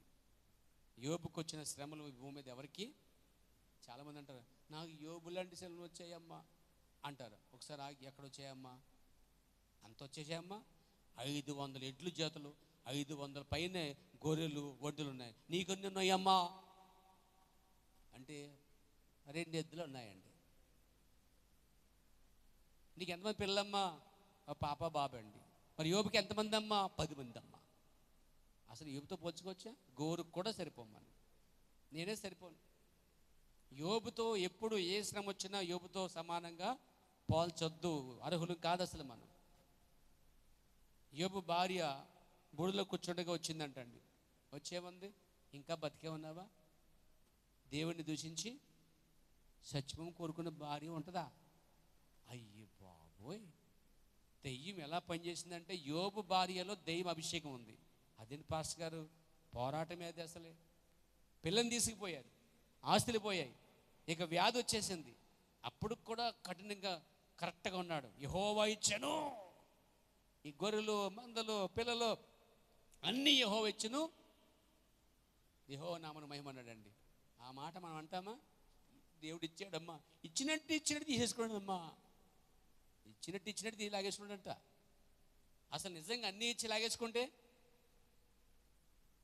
చర్చిలో కనబడితే ఒట్టు, బయలు పట్టుకుంటే ఒట్టు, ప్రార్థన ఏదైనా చిన్న కార్యం జరిగింది, నేను చర్చికి రాను, నేను ప్రార్థన చేయను, నాకు ఆయన ఏం చేశాడు, నాకు ఆయన ఏం చేశాడు అనే ప్రశ్న అసలు ఆయన అడగొచ్చా? ఆయన కొమ్మరోడు కొండలు చేస్తాడు, చిన్నగా పెద్ద మూతలు చేస్తాడు. చిన్న కొండలు వేసి నన్ను పెద్దగా చేయలేదే అడుగుతుంది ఏంటి? మీరు ఎప్పుడైనా పోయి కుమ్మరోడు దగ్గర కొండల దగ్గర ఏ కొండను లేచి కుమ్మరోడి మీద లేచి దెబ్బడుతుంది చూడండి. నన్ను ఎందుకు ఇలా చేసావు అంటే దేవుడు తన చిత్త ప్రకారంగానే అన్నీ చేశాడని ఒప్పుకోవాల్సిందేనండి. అంటే ఇంకా బతికే ఉన్నావు అన్నప్పుడు అన్నాడైనా, మేళ్ళైతేనే మనం దేవుణ్ణి కలిగి ఉండాలా, కీడైతే దేవుని కలిగి ఉండకూడదా? మేలైతేనే స్తుతించాలా దేవుణ్ణి, కీడు చేస్తే దేవుని స్తుతించకూడదా అనే మాటకి ఎంత ధైర్యం వచ్చింది యోబు. అందులో ఎంత ఎనర్జీ ఉందో చూడండి ఆ మాట క్రైస్తవుడికి. ఏమొచ్చి ఊపుకొని వచ్చి చచ్చిపోదండి. నాకు అప్పుడు అనిపిస్తుంది, యోబు దగ్గర కనుక 47 గన్ ఉంటే కనుక టవేలు కాల్చి ఉండేవాడు, అవతలగా అని చెప్పి ఉండేవాడు. శ్రమలో కష్టంలో ఉన్నప్పుడు ఆదుకోవాల్సింది ఎవరు? అసలు కొంతమంది భార్యలు పట్టించుకోరు అసలే. వీళ్ళు కడిపే దేవుడు, ఎవడు పోతే నాకెందుకు, నా బతుకు నాదే అనే దెయ్యాల్లా కాపలా చేయకూడదండి. భార్యలాగా, సంఘంలాగా, క్రీస్తుకి దగ్గరగా భయముతో లోబడిన ఆ శారా కుమార్తెల వలె ఉండాలండి. దేవుని నామమున మహిమ కలుగాక. ముగించే ముందు మాట వినిపారా, మధ్యవతి సింహాసనం అంత వరకు నేరం మోపడు వస్తూనే ఉంటాడటండి. సమీప బంధువుడు విమోచకుడు అక్కడ రక్తముతో నిలబడి ఉన్నాడటండి. మధ్యవర్తికి సింహాసనం మందు, మీకు తెలుసా మనకి సమీప బంధువుడు ఎలా ఉండదు అండి, రక్తముతో ఇంకా ఉన్నాడట ఆయన. ఇంకా ఆయన గాయాలు రక్తం కారుతుందటండి. చదువుదాం ప్రకటన గ్రంథం 5వ అధ్యాయంకి వచ్చేద్దాం, ముగింపుకి వచ్చేస్తున్నాం. ప్రభు నామమున మహిమ కలుగుగాక. ఈ 5వ అధ్యాయంలో ముద్ర వేయబడినటువంటి 7 ముద్రలు గట్టిగా వేసిన గ్రంథం ఉంది కుడి చేతులు, దేవుని కుడి చేతిలో. దీన్ని వినిపించేవారు ఎవరైనా ఉన్నారా అని అడిగాడు దూత. పరలోకమందు ఎవరు లేరు, భూమి మీద ఎవరు లేరు, భూమి క్రింద కూడా ఎవరు లేరంటండి. అప్పుడు యోహాను ఏడుస్తూ ఉన్నాడు. అంటే ఆ ముద్రలు వేయబడిన గ్రంథం విడిపించడానికి ఒక మధ్యవర్తి కావాలి. అది ఏలియా కాదు, విలియం బ్రన్హమ్ కాదు, పౌలు కాదు, మార్టిన్ లూథర్ కాదు, వెస్లీ కాదు, అబ్రహాము కాదు, మోషే ప్రవక్తలు కాదు, దేవదూతలు కూడా కాదు, చనిపోయిన వాళ్ళు గొప్పవారు కూడా కాదు. ఆకాశం అందు కానీ, భూమి మీద కానీ, భూమి కింద కానీ దాన్ని చూచడికైనాను, ఇప్పటికైనాను, తీసుకుని విడిపించడానికైనాను అర్హత ఎవరికి లేదంట అండి. చదువుతారా 4వ వచనం, ఆ గ్రంథం ఇప్పటికైనాను చూచుడికైనాను యోగ్యుడవుడు కనబడినందున నేను బహుగా ఏడ్చుచుండగా ఆ పెద్దల్లో ఒకడు, ఏడవకము, ఇదిగో దావీదు చిగురైన యోధా గోత్రపు సింహము 7 ముద్దలను తీసి ఆ గ్రంథము ఇప్పుడకై జయము పొందినని నాతో చెప్పెను. మరియు సింహాసనముకును ఆ 4 జీవులకును పెద్దలకు మధ్య, ఇక్కడ కూడా పెద్దలకు సింహాసనం అటువంటి ఆ జీవులకు మధ్యవర్తిగా ఒకడు కనిపిస్తున్నాడు అండి. మధ్యను ఎలా ఉందంటే, ఇది వధించబడినట్లున్న గొర్రె పిల్ల నిలిచుంట చూచి తిని. ఓ ప్రభు నన్ను మహిమ కలుగాక. ఇక్కడ ఆగని పేరా, సింహాసనకి జీవులకును పెద్దలకును మధ్యవర్తిగా అక్కడొక్కడ కనిపిస్తుంది. అది గొర్రె పిల్ల అన్నాడండి, అనగా యేసుక్రీస్తు వారు. వధించబడిన గొర్రె పిల్ల అంటే రక్తముతోనే తడి రక్తముతోనే ఆ గ్రంథాన్ని విమోచించాలి ఒకటి. రెండోది, ఆ రక్తములో లోపం ఉండకూడదు. ఆ రక్తము అపవిత్రమై ఉండకూడదు, పరిశుద్ధమై ఉండాలి. ఆ రక్తము జంతు రక్తం ఉండకూడదు. పాప క్షమాపణ కొరకు చిందించబడిన మా పరిశుద్ధమైన పాపము లేని రక్తమై ఉండాలి. అది ఆయింది మాత్రమే. అందుకే ఏలియా వెళ్ళకపోయాడు అక్కడికి, అబ్రహాం వెళ్ళకపోయాడు అక్కడికి. అంటే ప్రవక్తలు దాన్ని తీసుకోలేకపోయారు. ఎందుకంటే ఆ గ్రంథం విమోచించాలంటే ఆ గ్రంథములో ఉన్న పరిశుద్ధుల పేర్లు అన్నీ అందులో ఉన్నాయి, పరిశుద్ధులు అందరూ అందులో ఉన్నారు. వారందరినీ విమోచించాలంటే పాపము లేని రక్తముతో ఆ గ్రంథాన్ని విమోచించాలి. కాబట్టి పరలోకమంతా దూతలంతా అలా నిలబడిపోయి, ఎందుకంటే వారి వల్ల కాదు, అది భూమి మీద మానవుడి వల్ల కాదు. చనిపోయిన మహానుభావుల యొక్క వాళ్ళ ప్రేతలు లేచి దాన్ని విమోచించలేరు. కాబట్టి ఏడుస్తూ ఉన్నాడండి. అప్పుడు అక్కడ వచ్చాడు, ఏడవకు, జయం పొందిన ఒక గొర్రె పిల్ల ఉంది చూడని చెప్పగానే ఆయన చూస్తూ ఉన్నాడట. చూస్తుంటే రక్తము కారుకుంటూ ఉదించబడిన గొర్రె పిల్ల వచ్చేటండి. ఆ గ్రంథాన్ని విమోచించిందండి. ఆ గ్రంథములో ఎవరున్నా తెలుసా? జగత్తు పునాదికి ముందే ఏర్పరచబడినటువంటి దేవుని పిల్లలందరూ ఆ విమోచన గ్రంథములు ముద్రించబడ్డారండి. ఆ 7 ముద్రల లోపల దాన్ని దాచుకున్న వధువు ఒకటి ఉందట, దేవుని పిల్లలు ఉన్నారట. వాళ్ళందరినీ కూడా విడిపించాలంటే విడిపించడానికి మధ్యవర్తిగా ఉన్నాడండి. రక్షించడానికి మధ్యవర్తిగా ఉన్నాడు, ప్రార్థన చేయడానికి మధ్యవర్తిగా ఉన్నాడు, అరే వాదించడానికి మనకి మధ్యవర్తిగా ఉన్నాడు. దేవుని నామమున మహిమ కలుగాక, దేవునికి స్తుతి కలుగునుగాక. చెప్పొచ్చు హల్లెలూయా, హల్లెలూయా. మన కొరకు విజ్ఞాపన చేయడానికి మధ్యవర్తిగా ఉన్నాడు. మన పాపములు క్షమించడానికి, మన పాపములు పరిహారం చేయడానికి మధ్యవర్తిగా ఉన్నాడు. ఇంకా చెప్పనా, ఆకాశాన్ని భూమికి మధ్యవర్తిగా వేలాడినటువంటి వాడుగా ఉన్నాడు. దేవునికి స్తోత్రం కలిగాక. యేసుక్రీస్తు మధ్యవర్తి ద్వారా మన ఉచిత క్షమా భిక్ష కలిగి ఉన్నామట. మనం యేసుక్రీస్తు అనే మధ్యవర్తి ద్వారా మన పాపాలు క్షమించబడి మన పాపలు శుద్ధి చేయబడి ఉన్నామంట. ఆ జీవగ్రంథమందు కడవరి పేరు ఉన్న వ్యక్తి విమోచించబడి వరకు తన మధ్యవర్తి పని కొనసాగుతూనే ఉంటాడట. ఇప్పుడు చెరలో ఉన్న ఆత్మలను వర్తమాన ప్రవక్త అన్నాడు, ఆ జీవగ్రంథమందు కొన్ని పేర్లు ఉన్నాయి. కడవారి పేరు, కడవారిగా ఉన్న వారి పేరు విమోచించబడే వరకు కూడా ఆయన మధ్యవర్తిగానే ఉంటాడు. అంటే ఆయన ఎలా ఉంటాడంటే, అక్కడ మధ్యవర్తిగా ఎలా ఉంటాడంటే విజ్ఞాపన చేసేటువంటి యాజకుడిగా ఉంటాడండి. ప్రధాన యాజకుడిగా ఉంటాడు. ప్రధాన యాజకుడు పాపాల కోసము బలిపీఠం దగ్గర రక్తాన్ని ప్రోత్సహిస్తున్నాడు. ఆ పనిలో ఉన్నాడండి ఆయన. దేవుని స్తోత్రం కలిగాక. నీ ప్రతి పాప పరిహారం ఒప్పుకున్నప్పుడల్లా అక్కడ నీ పక్షాన్ని నిలబడుతున్నాడు. ఇక్కడ యథార్థత ఉన్నప్పుడల్లా నీకు అక్కడ నీ పక్షాన్ని ఉన్నాడు. నువ్వు పాపం చేసినప్పుడు ఆయన నీ పక్షాన్ని రాడు. నీ యథార్థత విడిచిపెట్టినప్పుడు నీ పక్షాన్ని రాడు. నువ్వు చెప్పుకోవడానికి ఏదైనా ఉందంటే నీ పక్షిని వాదించడానికి అక్కడ ఉన్నాడు. దేవునికి స్తోత్రం కలిగాక. జీవగ్రంథం ముందు చివరిసారి ఉన్న వ్యక్తి విమోచించబడే వరకు ఆయన మధ్యత్వం చేస్తూనే ఉంటాడట అండి. ఆత్మ మన పక్షాన విజ్ఞాపన చేస్తూ ఉన్నాడు. ప్రభు నామమున మహిమ కలుగాక. మానవుణ్ణి దేవునితో జత చేయు ఆ గొలుసు ఆయనే.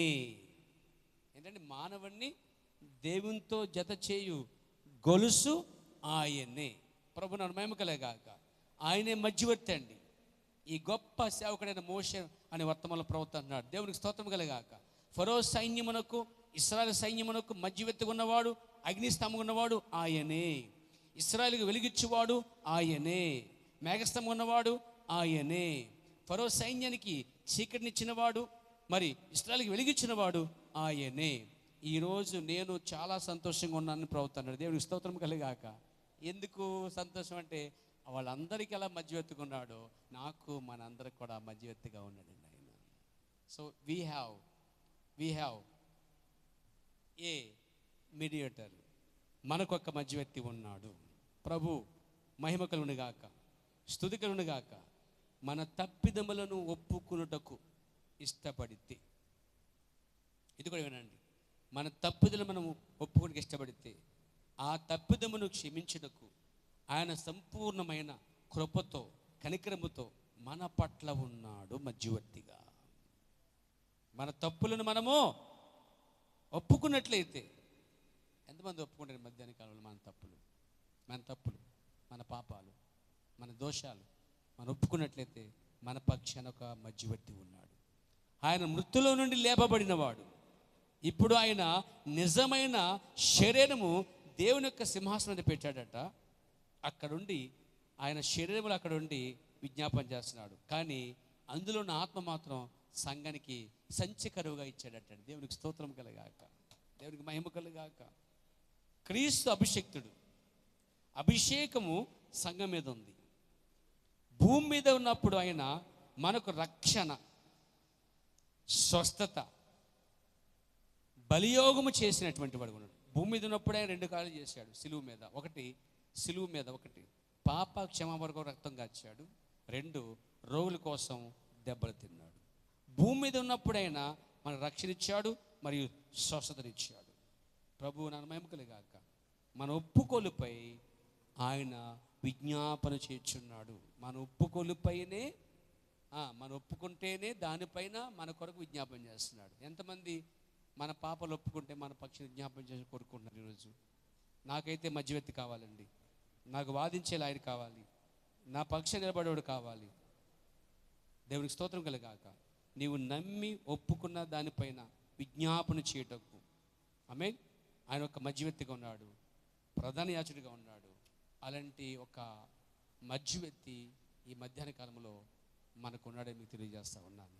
కాబట్టి మన కార్యాలన్నీ కృపతోనూ సత్యముతోనూ యథార్థతోనూ ఇసుకే రాజు వలె దేవుని ఎదుటి తీసుకొచ్చి మిగిలిన తప్పులను ఒప్పుకొని దానిలో కొన్ని వలె క్షమించబడి వాదించబడితే ముందు గెలిస్తే ఆ గొప్ప విజయము, ఆ సింహాసనము దేవుని ఎక్కిస్తాడు. దేవునితో సదాకాలం ఉండడానికి దేవుడు అవకాశం ఇచ్చును గాక. దేవుడు దీవించును గాక. లేచి నిలబడదాం, ప్రార్థన చేసుకుందాం. అందరూ నిజంగా ఏదో విన్నాము వెళ్ళిపోయామని కాదు, కానీ ఈరోజు వాక్యము ఎంతవరకు నీకు ఉపయోగపడుతుంది? కళ్ళు మూసుకోవాలి. ఒక్క చిన్న సమయాన్ని ప్రభుకి ఇద్దాం మనం.